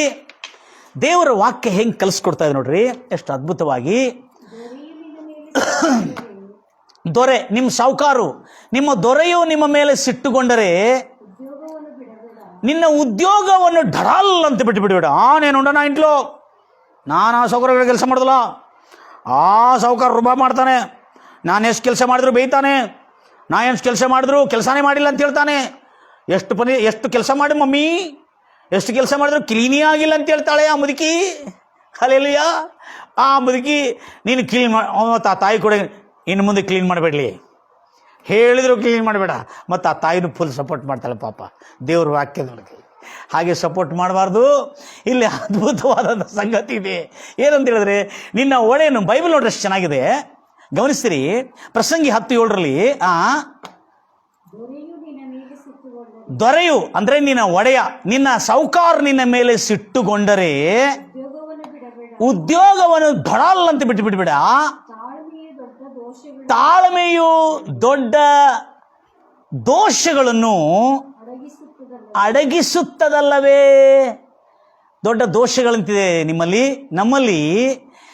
C, for the concealing specifies the great offences. ಒಂದು ವೇಳೆ ನಿಮ್ಮಲ್ಲಿ ಕಿಂಗ್ ಜೇಮ್ಸ್ ಓದ್ರಣ, ಪ್ರಸಂಗಿ ಪುಸ್ತಕ 10:4, ಆಳುವವನ ಮನಸ್ಸು ನಿನಗೆ ವಿರೋಧವಾಗಿ ಎದ್ದು ಗದರಿಸಿದರೆ ನಿನ್ನ ಉದ್ಯೋಗವನ್ನು, ಕೆಲಸವನ್ನು ಬಿಡಬೇಡ. ಕಾರಣ ಏನಂದ್ರೆ, ಕಾರಣ ಏನಂದ್ರೆ ತಾಳ್ಮೆಯು ದೊಡ್ಡ ದೊಡ್ಡ ಅಭ್ಯಂತರಗಳನ್ನು ಅಡಗಿಸುತ್ತದೆ. ಅರ್ಥ ಆಯ್ತಾ? ಯಾರಿಗಾರು ಅರ್ಥ ಆಯ್ತಾ? ಇದು ಆ ಥರ ಅಂದರೆ, ಒಂದು ಧನಿ ಕಡೆ ಕೆಲಸ ಮಾಡ್ತಿರುವಾಗ ಆ ಧನಿ ನಮಗೆ ವಿರೋಧವಾಗಿ ಎದ್ದು ಗದರಿಸಿ ನಮ್ಮನ್ನು ಜೋರು ಮಾಡಿದರೂ ಕೂಡ ನಾವು ತಾಳಿಕೊಂಡಿರೋದೇನೆಂದರೆ ಆ ಕೆಲಸವನ್ನು ಬಿಟ್ಟು ಬಿಡಬಾರ್ದು. ಯಾಕೆ ಇಲ್ಲಿ ಕೆಳಗಿನ ಮಾತು ಹೇಳ್ತಾ ಇದೆ ಅಂದರೆ, ಬಿಟ್ಟು ಬಿಡಬಾರ್ದು. ಅರ್ಥ ಆಯ್ತಾ? धनी गदरिसी मैं साहूकार बहुत बोले तुम्हें, देव मेरा हिसाब करो, मैं कल से काम को नहीं आती, क्या तुम्हारा बहुत बहुत सुन सुन को बस हुआ मैं, तुम अभी 1000 रुपये दे रहे, 5000 दे तुम्हें, तुम्हारे घर को काम को नहीं आते, देव मेरा हिसाब करो ಅಂತೇಳಿ ರುಬಾಬ್ ಮಾಡಿಕೊಳ್ಳುವ ಕೆಲವು ಕೆಲಸಗಾರರು ತಮ್ಮ ಜೀವನದ ಯಶಸ್ವಿಯನ್ನು ಅಭ್ಯಂತರಪಡಿಸಿಕೊಳ್ತಾರೆ. ಇಲ್ಲಿ ಅಭ್ಯಂತರ ಏನಂದ್ರೆ, ಫಾರ್ ಅಂದರೆ ದೊಡ್ಡ ದೊಡ್ಡ ಅಭ್ಯಂತರಗಳಿಂದ ಅವರು ವಂಚಿತರಾಗುವುದಿಲ್ಲ. ಅಂದರೆ ಅರ್ಥ ಏನು? ಈ ಕೆಲಸ ಮಾಡುವ ಯಾರೇ ಇರಲಿ, ತಾಳ್ಮೆಯಿಂದ ಅವ್ರ ಸಾಹುಕಾರ ಗದರಿಸಿದ್ರು, ಅವ್ರು ಸರಿಯಾಗಿಲ್ಲ ಅಂತ ಹೇಳಿದ್ರು, ಅದನ್ನು ಸರಿ ಮಾಡಲಿಕ್ಕೆ ಯತ್ನಿಸಬೇಕು. ನಮ್ಮ ಜನ ಏನು ಮಾಡ್ತಾರೆ ಗೊತ್ತಿದೆ, ಎಷ್ಟು ಕ್ಲೀನ್ ಮಾಡಿದ್ರು ಕ್ಲೀನೇಜ್ ಇಲ್ಲದ ಉಂಟದಿ, ಆಮೇಲೆ ಒಟ್ಟಿ ಪೇರ್ ಬಿಡ್ತಾ ಉಂಟದಿ ಅಂತ ಹೇಳಿದ್ರೆ, ನಾ ಹೇಳಿದೆ ಅವಳು ಕ್ಲೀನ್ ಮಾಡಿಲ್ಲ ಅಂತ ಹೇಳಿದ್ರೆ ನೀನು ಅವಳು ಕ್ಲೀನ್ ಮಾಡಿದಾರ ಹೆಂಗೆ ಮಾಡ್ಬೇಕಂತ ಕಲಿಬೇಕಲ್ಲೇ. ನೂನಾಗ ನಿರ್ಮಿತವ ನಾಗು ತಿಳಿಯೋದು ಅಂದರೆ ಅರ್ಥ ಏನಿದಕ್ಕೆ? ಆತ್ಮದಲ್ಲಿ ಬಡವರಾಗಿದ್ದವರು ಧನ್ಯರು, ಅಂದರೆ ಆತ್ಮದಲ್ಲಿ ದೀನರಾಗಿದ್ದವರು ಧನ್ಯರು, ಅವರು ದೇವರ ರಾಜ್ಯ ಅವ್ರದ್ದಾಗಿರುತ್ತೆ. ಇಲ್ಲಿ ತಗ್ಗಿಸುವಿಕೆ ಬೇಕ್ರಿ. ಏನು ಬೇಕಿಲ್ಲಿ? ದೀನತ್ವ ಬೇಕು, ಕಲಿಯೋದಿಲ್ಲ. ಅದು ಆಯ್ತಮ್ಮ, ಇದು ಯಾಕೆ ತಪ್ಪಾಗಿದೆ, ಹಿಂಗೆ ತಪ್ಪಾಗಿದೆ, ಹಾಗಾದ್ರೆ ನಾನು ಮಾಡ್ತೀನಿ. ಅಲ್ಲ, ನಾನು ಮಾಡಿದೆ ಒಟ್ಟಿ ಪೇರು ಬಿಡ್ತದೆ, ಒಟ್ಟು ಹೆಸರಿಡ್ತಾ ಇರ್ತಾಳೆ ಖಾಳಿ. ಕೆಲಸ ಮಾಡಿ ಹೆಸರಿಡೋದು ಏನು ಕೆಲಸ ಇಲ್ಲ, ಬಂದ ಕೂಡಲೇ ತಪ್ಪು ಹಿಡಿದು ಹೆಸರಿಡ್ತಾರೆ. ಅಂದರೆ ತಮ್ಮದು ತಪ್ಪು ಅಂತ ಹೇಳೋದಿಲ್ಲ, ಹೇಳೋ ಧ್ವನಿ ಕರೆಕ್ಟ್ ಹೇಳ್ತಾರೆ ಅಂತ ಹೇಳೋದಿಲ್ಲ, ತಾನು ಭಾಳ ಕರೆಕ್ಟ್ ಜಾಣಳು ಅಕ್ಕ ಅಣ್ಣ, ನಾನು ಭಾಳ ಕರೆಕ್ಟ್. ಯಾಕಂದರೆ ನನಗೆ ಭಾಳ ತೊಂದರೆ ಕೊಟ್ಟರು, ತಮ್ಮ ನೀನು ನನ್ನ ಹಾಗೆ ಕಷ್ಟಪಡೋದು ಬೇಡ, ನೀನು ಆರಾಮ್ಸಿ ಟಿ ವಿ ನೋಡ್ತಾ ಎಂಜಾಯ್ ಮಾಡ್ತಾ ಇರು, ಮೊಬೈಲ್ ತೊಗೊಂಡು ಆಟ ಆಡ್ತಾ ಇರು, ನನಗೆ ಟಿ ವಿ ಸಿಗಲಿಲ್ಲ, ನನಗೆ ಮೊಬೈಲ್ ಸಿಗಲಿಲ್ಲ, ಅದಕ್ಕೆ ನೀನು ಅಂತಹ ಕಷ್ಟಪಡಬೇಡವ ತಮ್ಮ. ಹಲ್ಲೆಲೂಯಾ. ಯಾರಪ್ಪ ಗುರು ಈಗ? Praise Lord Jesus. ಹಾಳು ಮಾಡೋದು ದೇವ್ರ ಮಕ್ಕಳೇ. ಇಲ್ಲಿ ಧನಿ ಗದರಿಸಿದಾಗ, ಯಜಮಾನನ ಗದರಿಸಿದಾಗ ಕೆಲಸ ಬಿಟ್ಟು ಬಿಡಬೇಡ. ಸರ್, ಟೀಚರ್ ಅವರು, ನಿಮ್ಮ ಗುರುಗಳು ನಿಮ್ಮನ್ನು ಗದರಿಸಿರುವಾಗ ಆ ಕೆಲಸವನ್ನು, ಆ ಟ್ರೈನಿಂಗ್ ಸೆಂಟರ್ನು ಬಿಟ್ಟು ಬಿಡಬೇಡ. ಯಾಕಂದರೆ ಅವರು ನಿನ್ನ ಕ್ಷೇಮವನ್ನು, ನಿನ್ನ ಉಜ್ವಲಕರವಾದ ಭವಿಷ್ಯವನ್ನು, ನೀನು ಉನ್ನತ ಸ್ಥಿತಿಗೆ ಬರುವುದನ್ನೇ ಕೋರ್ತಾರೆ ಹೊರತು ನಿನ್ನ ಕೇಡನ್ನು ಕೋರುವುದಿಲ್ಲ. Praise Lord Jesus. ಅದಕ್ಕಾಗಿ ಬೈಬಲ್ ಹೇಳ್ತಾ ಇದೆ, ಬಹಿರಂಗವಾದ ಗದರಿಕೆ ರಹಸ್ಯವಾದ ಪ್ರೀತಿಕ್ಕಿಂತ ಲೇಸು. ಎಷ್ಟದು ಜ್ಞಾನೋಕ್ತಿ? ಜೋರು ಮಾಡ್ತಾರೆ, ಆದರೆ ಪ್ರೀತಿ ಇಲ್ಲ, ಅಸಲು ಪ್ರೇಮನೇ ಅದು ಅಂತೇಳಿ ಎಷ್ಟು ಅಂತ ಒಳ್ಳೆ ಮಾಡು, ಅಸಲು ಪ್ರೀತಿನೇ ಇಲ್ಲ, ಯಾವಾಗ ನೋಡಿದ್ರೆ ಗದರಿಸ್ತಾ ಇರ್ತಾರೆ. ಜ್ಞಾನೋಕ್ತಿ 27ನೇ ಅಧ್ಯಾಯ 5ನೇ ವಚನ, open rebuke is better than secret love carefully concealed. ಅಂದ್ರೆ ಅರ್ಥ ಏನು? Than the love carefully concealed ಅಂದರೆ ಬಹಿರಂಗವಾದ ಗದರಿಕೆ ರಹಸ್ಯವಾದ ಪ್ರೀತಿಕ್ಕಿಂತ ಲೇಸು. ಆಮೇಲೆ ಕಾರ್ಯದಿಂದ, ಬಹಿರಂಗವಾದ ಗದರಿಕೆ ರಹಸ್ಯವಾದ ಪ್ರೀತಿಕ್ಕಿಂತ ಲೇಸು. ಮುಂದೆ ಮುಂದೆ ಇಲ್ಲ, ಬೇರೆ ತರ್ಜಮೆ ಹೋದ್ರಪ್ಪ. Then the love carefully concealed. ರಹಸ್ಯವಾದ ಪ್ರೀತಿಕ್ಕಿಂತಲೂ ಬಹಿರಂಗವಾದ ಗದರಿಕೆಯೇ ಲೇಸು. ಅಂದರೆ ನಾವೇನು ಮಾಡ್ತೇವೆ? ಗದರಿಸಿದ್ದವ್ರಿಗೆ ನಮ್ಮ ಮೇಲೆ ಏನಿಲ್ಲ ಅಂತ ತಿಳ್ಕೊಂಡಿರ್ತೇವೆ, ನಾವು ಪ್ರೀತಿ ಇಲ್ಲ ಅಂತ ತಿಳ್ಕೊಳ್ತೇವೆ. ಅದಕ್ಕಾಗಿ ನಿಮ್ಮ ಧನಿ, ನಿಮ್ಮ ಒಡೆಯರು ನಿಮ್ಮನ್ನು ಕೆಲಸ ಮಾಡುವಾಗ ಗದರಿಸಿದರೆ, ಕೆಲಸ ಸರಿ ಇಲ್ಲ ಅಂತ ಹೇಳಿದ್ರೆ, ಹೌದು ಸರ್, ಓಕೆ ಸರ್, ಆಯ್ತು ಸರ್, ಹೆಂಗೆ ಮಾಡ್ಬೇಕು ಹೇಳಿ ಸರ್ ಅಂತೇಳಿ ಮಾಡಿದರೆ ನೀನು ಉನ್ನತ ಸ್ಥಿತಿಗೆ ಏರಿಸಲ್ಪಡ್ತಿ. ನೀನು ಯಶಸ್ವಿ ಆಗೋ ಕಡೆ, ನೀನು ಪ್ರಮೋಷನ್ ಆಗೋ ಕಡೆ ಅಭ್ಯಂತರಗಳಿಲ್ಲದೆ ಹೋಗ್ತದೆ. ಅದ್ರ ಬಗ್ಗೆ ಹೇಳ್ತಾ ಇದ್ದಾನೆ. ನೀನು ತಾಳಿದರೆ ಒಂದು ದೊಡ್ಡ ದೊಡ್ಡ ಕಾರ್ಯಗಳಿಗಾಗಿ ನಿನಗೆ ಅಭ್ಯಂತರವೂ ಹೋಗ್ತದೆ. ಯಾಕಂದರೆ ತಾಳದೇ ಇದ್ದರೆ ನಿನ್ನ ಪ್ರಮೋಷನ್ಗೆ, ನಿನ್ನ ಉನ್ನತ ಸ್ಥಿತಿಗೆ ಬರಲಿಕ್ಕೆ ನೀನೇ ಅಭ್ಯಂತರವಾಗಿರ್ತೀರಿ. ನೆಕ್ಸ್ಟ್, ಹೀಗೆ ಈತನಿಗೆ ಗೊತ್ತಿಲ್ಲ, ಆದರೆ ಈತನ ಎಷ್ಟು ಕೆಲಸಗಳು ಬಿಟ್ಟ ಗೊತ್ತಿದೆ? 1 ವರ್ಷದಲ್ಲಿ 10 ಸ್ಥಳದಲ್ಲಿ ಕೆಲಸ ಮಾಡೋದು ಬಿಡೋದಂತೆ. 10 ಸ್ಥಳದಲ್ಲಿ ಕೆಲಸ ಮಾಡೋದು ಬಿಡೋದಂತೆ. ಕೆಲಸನೇ ಮಾಡೋದಿಲ್ಲ ಈ ಮನುಷ್ಯ. ಒಳಗೇನಂತೆ? ಭೂತಗಳಿದೆ. ಅದಕ್ಕೆ ಇಂಗ್ಲಿಷ್ ಭಾಷೆಯಲ್ಲಿ, ಕನ್ನಡ ಭಾಷೆಯಲ್ಲಿ ನಮ್ಮ ಬೈಬಲಲ್ಲಿ ಬರೆಯಲ್ಪಟ್ಟಿದೆ, ಕಣ್ಣಿನ ಆಸೆ, ಶರೀರದ ಆಸೆ, ಬದುಕು ಬಾಳಿನ ಡಂಬ. ಇದಕ್ಕೆ ಡಂಬ ಅಂತ ಹೇಳ್ತಾರೆ. ನಾನ್ಯಾಕೆ ತಗೋಬೇಕು, ನಾನ್ಯಾಕೆ ಮಾಡಬೇಕು? Praise Lord Jesus. ನಾನು ಮಾಡೋದಲ್ಲ, ನೀನು ಮಾಡಬೇಡ, ಗೊತ್ತಾಗೋದಲ್ಲ ಅದು. Praise Lord Jesus.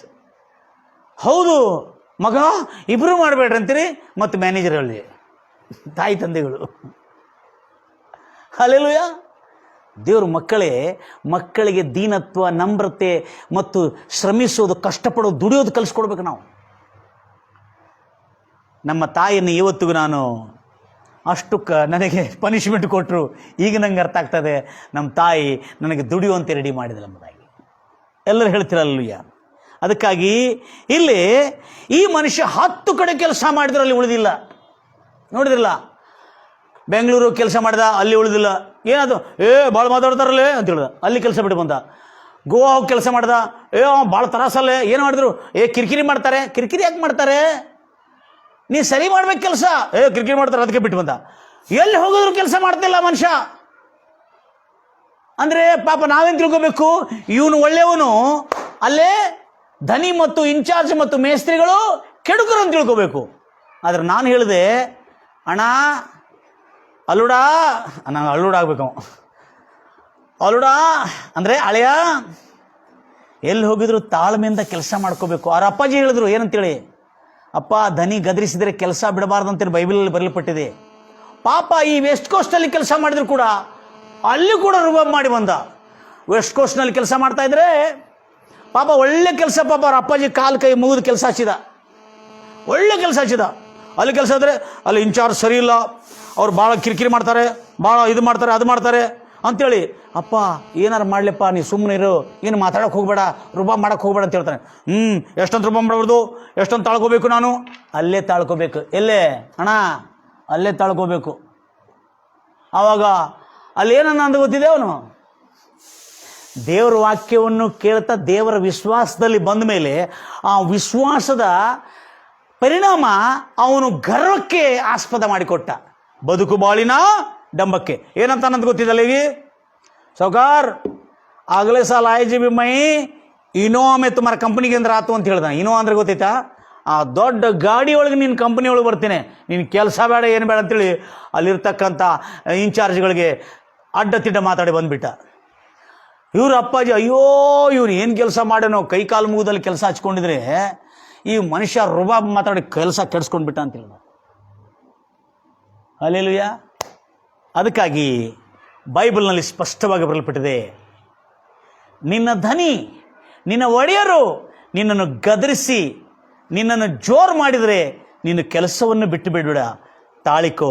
ತಾಳಿದರೆ ದೊಡ್ಡ ದೊಡ್ಡ ಅಭ್ಯಂತರದೇ ನೀನು ದೊಡ್ಡ ದೊಡ್ಡ ಯಶಸ್ವಿಗೆ, ಉನ್ನತ ಸ್ಥಿತಿಗೆ ಹೋಗಲಿಕ್ಕೆ ಅಭ್ಯಂತರಗಳು ಇಲ್ಲದೆ ಹೋಗಿ ನೀನು ಯಶಸ್ವಿ ಪಡ್ತೀವಿ ಎಂಬುದಾಗಿ ನಿನ್ನ ತಾಳ್ಮೆ ನಿನ್ನ ಯಶಸ್ವಿಗೆ ಕಾರಣ ಆಗ್ತದೆ ಅಂತ ಹೇಳ್ತಾರೆ. ಅದಕ್ಕೆ ಭಕ್ತಿ, ವಿಶ್ವಾಸ, ದೇವರ ವಾಕ್ಯದಲ್ಲಿರುವ ಧೈರ್ಯ ದುರುಪಯೋಗ ಮಾಡ್ಕೊಳ್ಳಿಕ್ಕೆ ಹೋಗ್ಬಿಟ್ಟ. ಕೆಲಸ ಕಳ್ಕೊಂಡ, ಆದರೆ ಮತ್ತು ತಿರುಗಿ ತನ್ನನ್ನು ತಾನು ಜಾಣ ಅಂದುಕೊಳ್ಳದೆ ಇರೋದ್ರಿಂದ ಅಪ್ಪಾಜಿ ಮತ್ತು ಸಭೆಯವರೆಲ್ಲ, ಚರ್ಚ್ನವರೆಲ್ಲ ಪ್ರಾರ್ಥನೆ ಮಾಡಿದ ಕೂಡಲೇ ಆತನಿಗೆ ಮತ್ತು ಕೆಲಸ ಸಿಕ್ತು.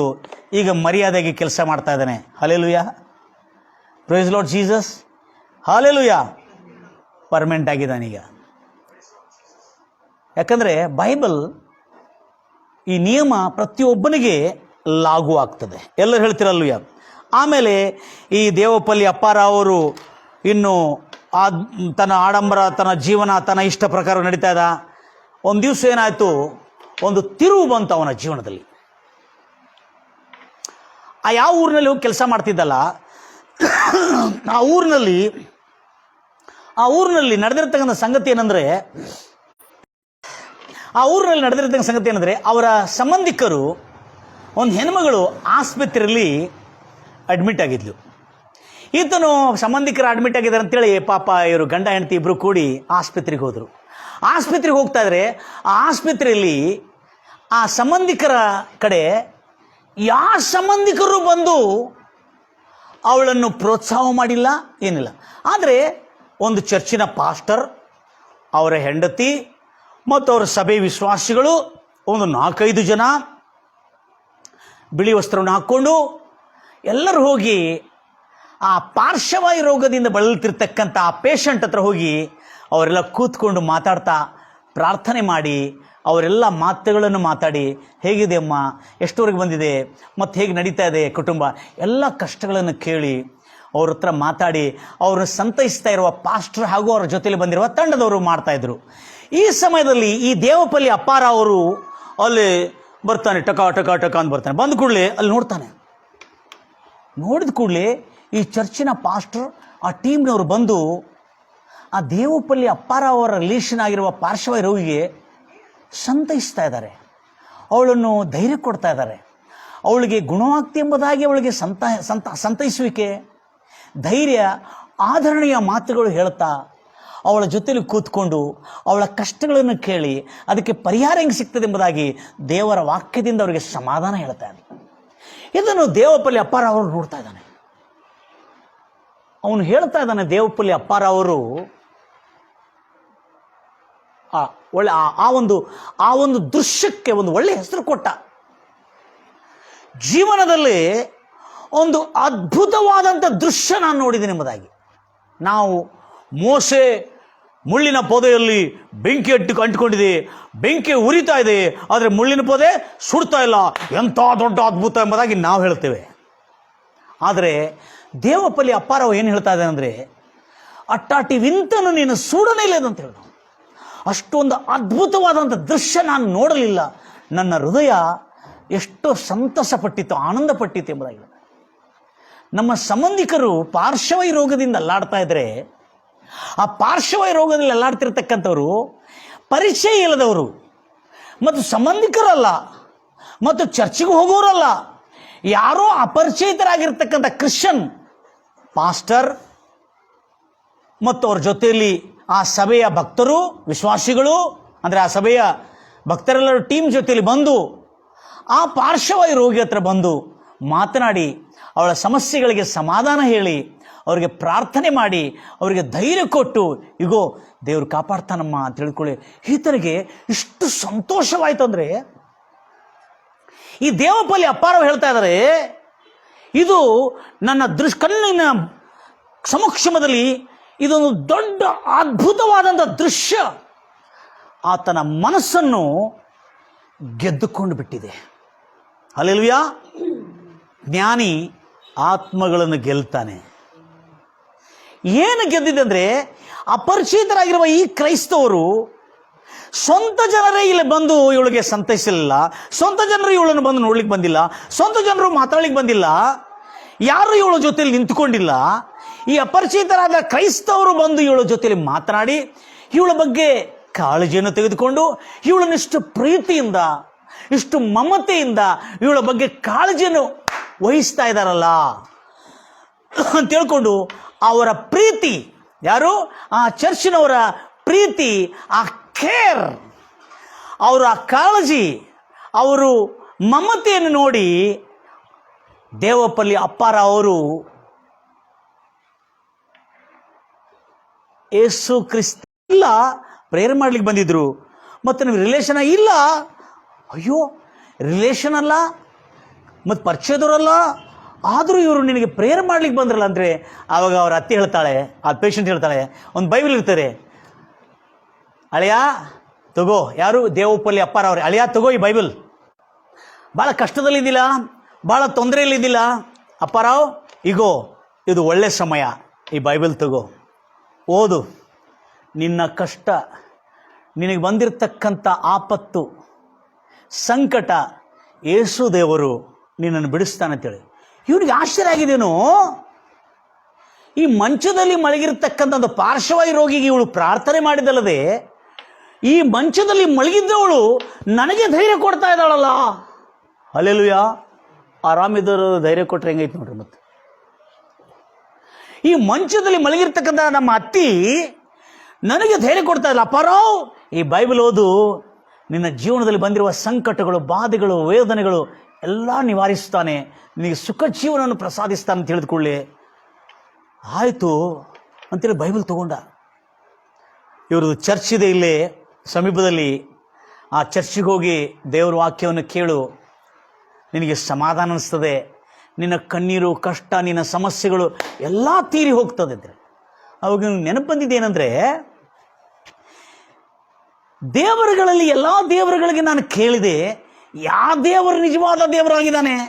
ನಾನಿಂಥ ಕಷ್ಟದಲ್ಲಿ, ದರಿದ್ರದಲ್ಲಿ, ಸಂಕಟದಲ್ಲಿ, ಸಮಸ್ಯೆಗಳಲ್ಲಿ, ಊರು ಬಿಟ್ಟು ಊರಿಗೆ, ಮನೆ ಸಾಲದ ಅಡು ಇಟ್ಟಿರುವಾಗ ಮನೆ ಕೂಡ ಬ್ಯಾಂಕ್ನವ್ರು ತೊಗೊಂಡ್ಬಿಟ್ರು, ಇಂಥ ಒಂದು ಕಂಗಾಲಾಗಿರೋ ಸಮಯದಲ್ಲಿ ನಂಗೆ ಕಾಪಾಡುವ ದೇವರು ಈ ಲೋಕದಲ್ಲಿ ಯಾರಿಲ್ಲವಾ? ದೇವರಂದ್ರೆ ಇಂಥ ದೇವರು ಇರ್ತಾರಾ? ಯಾರು ದೇವರಿದ್ದಾರೆ ಈ ಲೋಕದಲ್ಲಿ? ಯಾರೂ ದೇವರಿಲ್ಲ. ಎಂಥ ದೇವರಿದ್ದಾರೆ? ದೇವರೇ ಇಲ್ಲ ಇಲ್ಲಿ.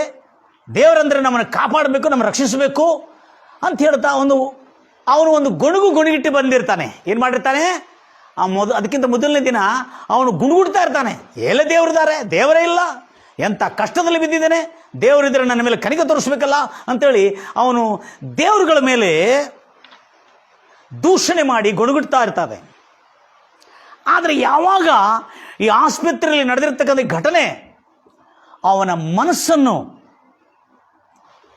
ಸಮಾಧಾನ, ಅವನಿಗೆ ಧೈರ್ಯ, ಏನೋ ಇದೆ ಇಲ್ಲಿ, ಇಷ್ಟು ಪ್ರೀತಿಯಿಂದ ಬಂದು ಅಪರಿಚಿತರಿಗೆ ಪ್ರಾರ್ಥನೆ ಮಾಡಿ ಧೈರ್ಯ ಹೇಳಿ ಹೋಗ್ತಿರುವ ಆ ಒಂದು ಮಂಚದಲ್ಲಿ ಮಲಗಿರ್ತಕ್ಕಂಥ ಪಾರ್ಶ್ವವಾಯು ರೋಗದಿಂದಿರ್ತಕ್ಕಂಥ ಇವಳಿಗೆ ಈಗೋ ಬೈಬಲ್ ನಿನಗೆ ಕೊಡ್ತಾ ಇದ್ದಾನೆ, ಯೇಸು ದೇವರು ನಂಬು, ಚರ್ಚಿಗೆ ಹೋಗು, ನಿನ್ನ ಜೀವನದಲ್ಲಿ ಆಗಿರ್ತಕ್ಕಂಥ ಸಂಕಟಗಳು ಎಲ್ಲ ನಿವಾರಿಸಲ್ಪಡ್ತಂತೇಳಿ ಅವಳು ಹೇಳ್ತಿರೋದು ನೋಡಿ ಈತನಿಗೆ ಆಶ್ಚರ್ಯವಾಯಿತು.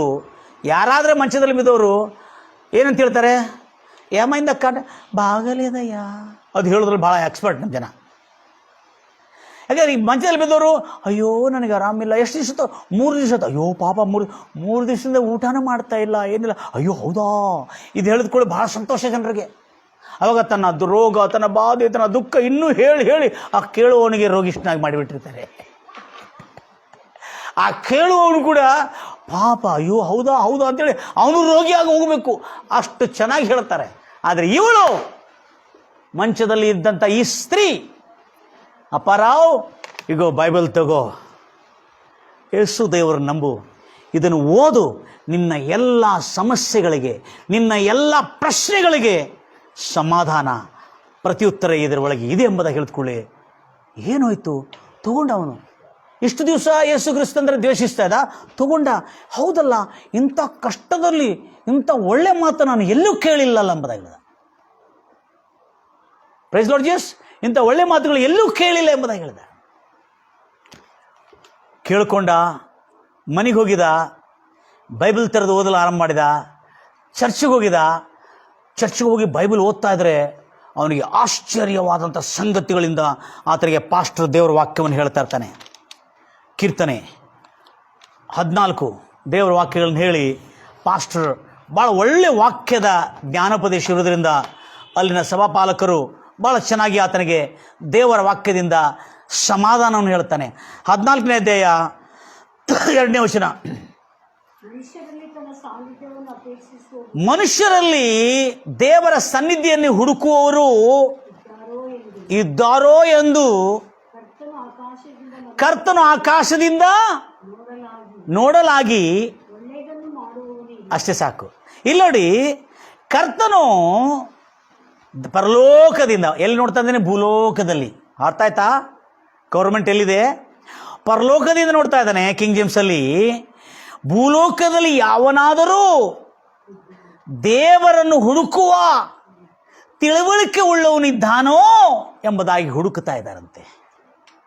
ನೆಕ್ಸ್ಟ್ 52ನೇ ಅಧ್ಯಾಯ 53ನೇ ಅಧ್ಯಾಯ ಕೀರ್ತನೆ 2ನೇ ವಚನದಲ್ಲಿ ನಾವು ನೋಡ್ತಾ ಇದ್ದೇವೆ.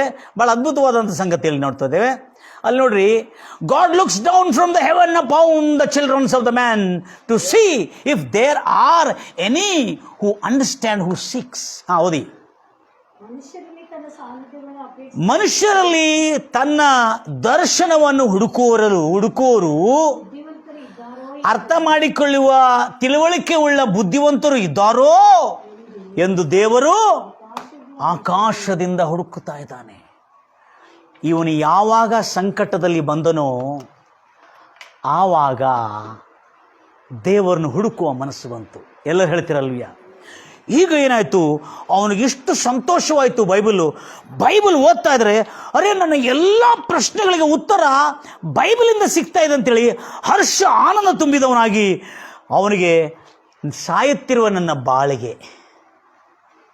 ಹಾಳಾಗುತ್ತಿರ್ತಕ್ಕಂಥ ನನ್ನ ಬದುಕಿಗೆ ಜೀವ ಕೊಡುವನು ಯಾರು ಎಂಬ ಹುಡುಕಿನಿಂದ ಅವನು ಆಸಕ್ತಿಯಿಂದ ಬೈಬಲ್ ಓದ್ತಾ ಇದ್ದ. ದೇವಪಲ್ಲಿ ಅಪ್ಪಾರಾವ್, ಈಗ ಆತನ ಹೆಸರು ಸಂತೋಷ್ ಎಂಬುದಾಗಿ ಹೇಳಲಾಗ್ತದೆ.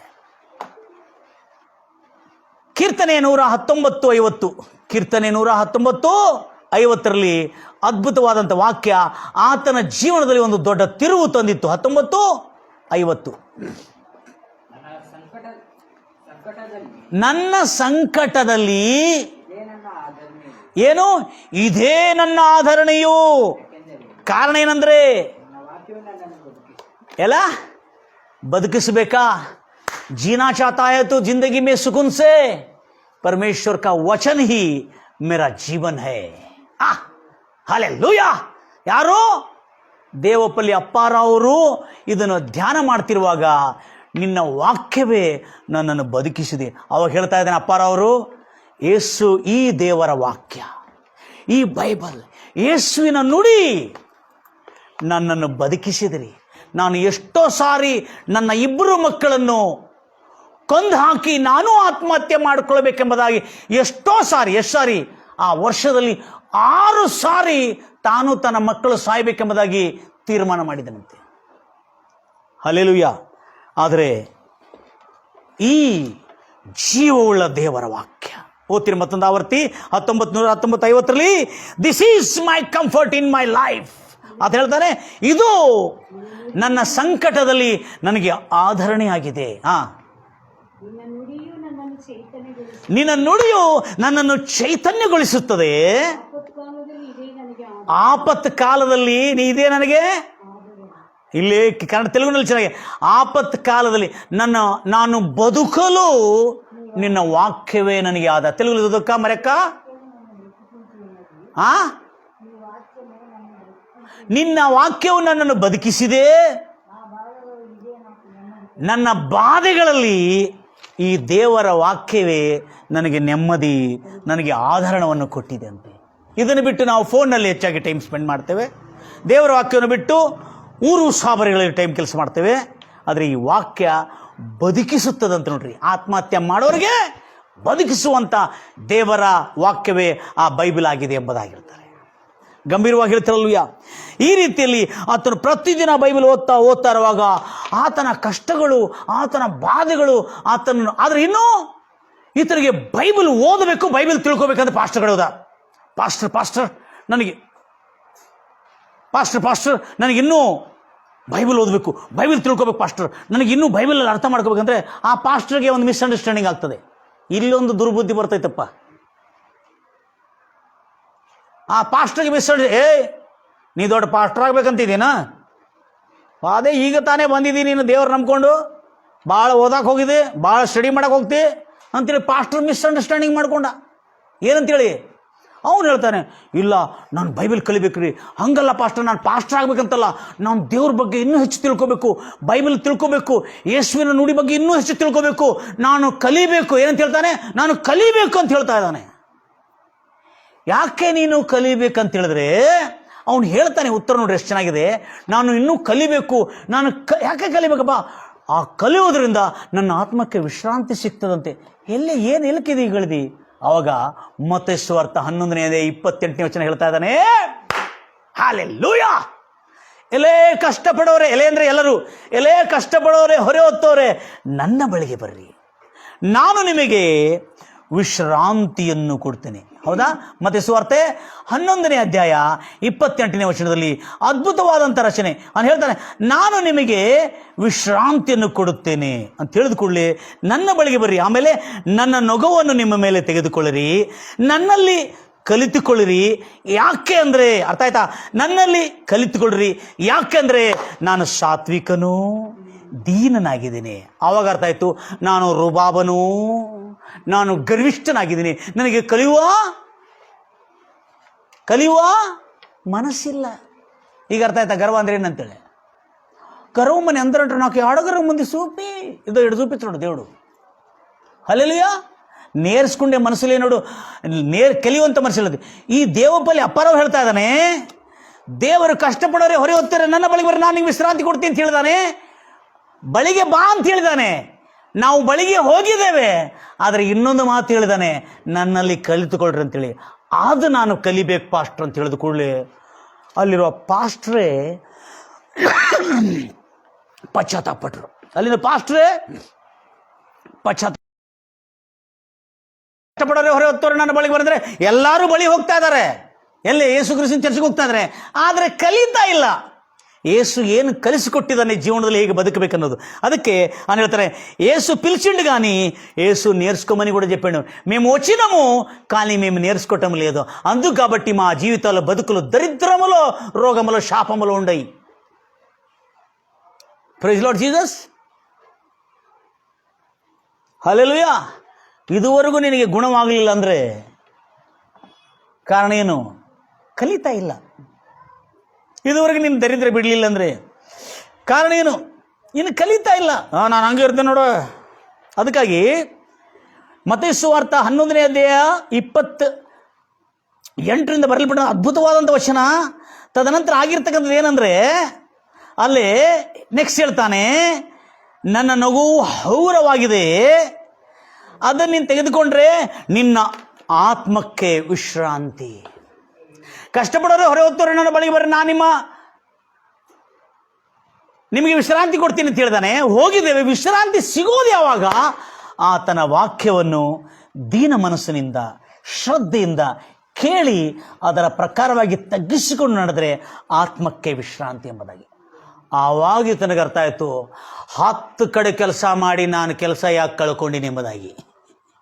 ಆವಾಗ ಮನವರಿಕೆ ಆಯಿತು, ನನ್ನ ರುಬಾಬು, ನನ್ನ ಗರ್ವ, ನನ್ನ ಅಹಂಕಾರವೇ ಕೆಲಸ ಬಿಡಿಸಿತ್ತು ನನಗೆಂಬುದಾಗಿ. Praise the Lord Jesus. ಆವತ್ತು ಈತನೇನು ಮಾಡಿದಾನೆ, ಇನ್ನು ಭಾಳ ಆಯಿತು, ತಗ್ಗಿಸ್ಕೊಳ್ಳೋಣ, ನಾನು ಭಾಳ ದೊಡ್ಡ ಶ್ರೀಮಂತನಾಗಿದ್ದು ಇಲ್ಲಿ ಬಂದು ಕೂಡಲೇ ನಾನು ಶ್ರೀಮಂತನಲ್ಲ, ನಾನು ಬಡವನು. ಅದಕ್ಕಾಗಿ ಯೇಸು ಕ್ರಿಸ್ತನು ಆತನ ಮೊದಲನೇ ಉಪದೇಶದಲ್ಲಿ ಹೇಳ್ತಾ ಇದ್ದಾನೆ, ಮತ್ತೆ 5ನೇ ಅಧ್ಯಾಯ 3ನೇ ವಚನದಲ್ಲಿ, ಆತ್ಮದಲ್ಲಿ ಬಡವರಾದವರು ಧನ್ಯರು, ಅಂದರೆ ಆತ್ಮದಲ್ಲಿ ದೀನರಾದವರು, ತಗ್ಗಿಸಿಕೊಳ್ಳೋರು ಧನ್ಯರು, ಪರಲೋಕದ ಗೌರ್ಮೆಂಟ್ ಅವ್ರಿಗಾಗಿ ಕೆಲಸ ಮಾಡ್ತದೆ, ಪರಲೋಕ ರಾಜ್ಯ ಅವ್ರದ್ದಾಗಿದೆ. ಈತನೇನು ಮಾಡ್ತಾನೆ, ತಗ್ಗಿಸಿಕೊಂಡು ಒಂದು ಕಡೆ ವಾಚ್ಮ್ಯಾನ್ ಕೆಲಸ ಹೋಗ್ತಾನೆ. ಆ ವಾಚ್ಮ್ಯಾನ್ ಕೆಲಸ ಹೋಗಿರುವಾಗ ಅಲ್ಲಿ ಕಾರ್ ತೊಳೆದಿರ್ತದೆ. ಆ ಕಾರ್ ತೊಳಿತಾ ಇದ್ರೆ ಅಲ್ಲಿರುವ ಸೌಕರ್ ವಾಚ್ಮ್ಯಾನ್ಗೆ ಹೇಳ್ತಾರೆ, ಕಾರ್ ತೊತ್ತಾಗ್ಯಾರೆ? ಹಾಂ ತಾತ, 20 ರೂಪಾಯಿ ದೀತಾ? ಅಚ್ಚಾ ಸರ್. ಅವನು ಕಾರ್ ತೊಳಿತಾ, ಯಾರು? ನಾನು ದೊಡ್ಡ ಇಂಜಿನಿಯರು, ನಾನು ಇಬ್ಬರು ಪೆದ್ದೋನೇನಾ, ನಾನೀಗ ಉಡಿಸೋದಿಲ್ಲ, ನಾನು ಹುಡುಗೋದಿಲ್ಲ, ನಾನು ಕಸ ಗುಡಿಸೋದಿಲ್ಲ, ಕಾರ್ ತೊಳೆಯೋದಿಲ್ಲ, ನಾನು ಭಾಳ ದೊಡ್ಡ ಶ್ರೀಮಂತನು, ದೊಡ್ಡ ದೊಡ್ಡ ಗಜಗಳಲ್ಲಿ ಕೆಲಸ ಮಾಡಿದ್ದೀನಿ ಅಂಥೇಳಿ ಗರ್ವ ಇಲ್ಲ. ಅವನ್ನೆಲ್ಲ ತೆಗೆದು ಹಾಕಿ ಕಳ್ತಿದ್ದಾನೆ ಪಾಪ.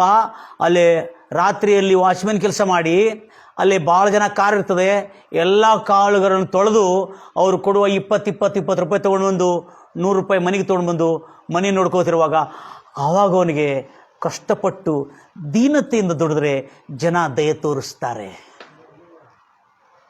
ಆಗ ಅವ್ರ ತಾಯಿಯನ್ನು ಅವರ ತಂದೆಯನ್ನು ಕೂಡ ಕೆಲಸ ಕಳಿಸಿಲ್ಲ. ಇಂಟ್ಲೋಡು ನೇಂದಿಸ್ಕೊಂಡು ಅವ್ರ ತಂದೆ ಹೇಳ್ದ, ಅಪ್ಪಾಜಿ ನೀನು ಕೆಲ್ಸಕ್ಕೆ ಹೋಗಪ್ಪ, ತಾಯಿಗೆ ನೀನು ಕೆಲ್ಸಕ್ಕೆ ಹೋಗಮ್ಮ, ಆಗಿದ್ರೆ ಮಾಡು. ಕೆಲಸ ಹೋಗ್ಲಿಕ್ಕಾಗಲ್ಲ, ತಾಯಿನ ಮನೆಯಲ್ಲಿಟ್ಟ. ತನ್ನ ಹೆಂಡತಿಗೆ ಒಂದು ಶಾಲೆಯಲ್ಲಿ, ಸಣ್ಣ ಶಾಲೆಯಲ್ಲಿ, ಬಾಲವಾಡಿಲಿ ಆಯಾ ಕೆಲಸ ಗೊತ್ತೈತಲ್ಲ, ಬಾಲವಾಡಿಯಲ್ಲಿ ಆಯಾ ಕೆಲಸ ಮಾಡ್ಬೇಕಂದ್ರೆ ಏನ್ರಿ, ಹುಡುಗರಿಗೆ ಆವಾಗೇ ಬಂದಿರ್ತೈತಿ.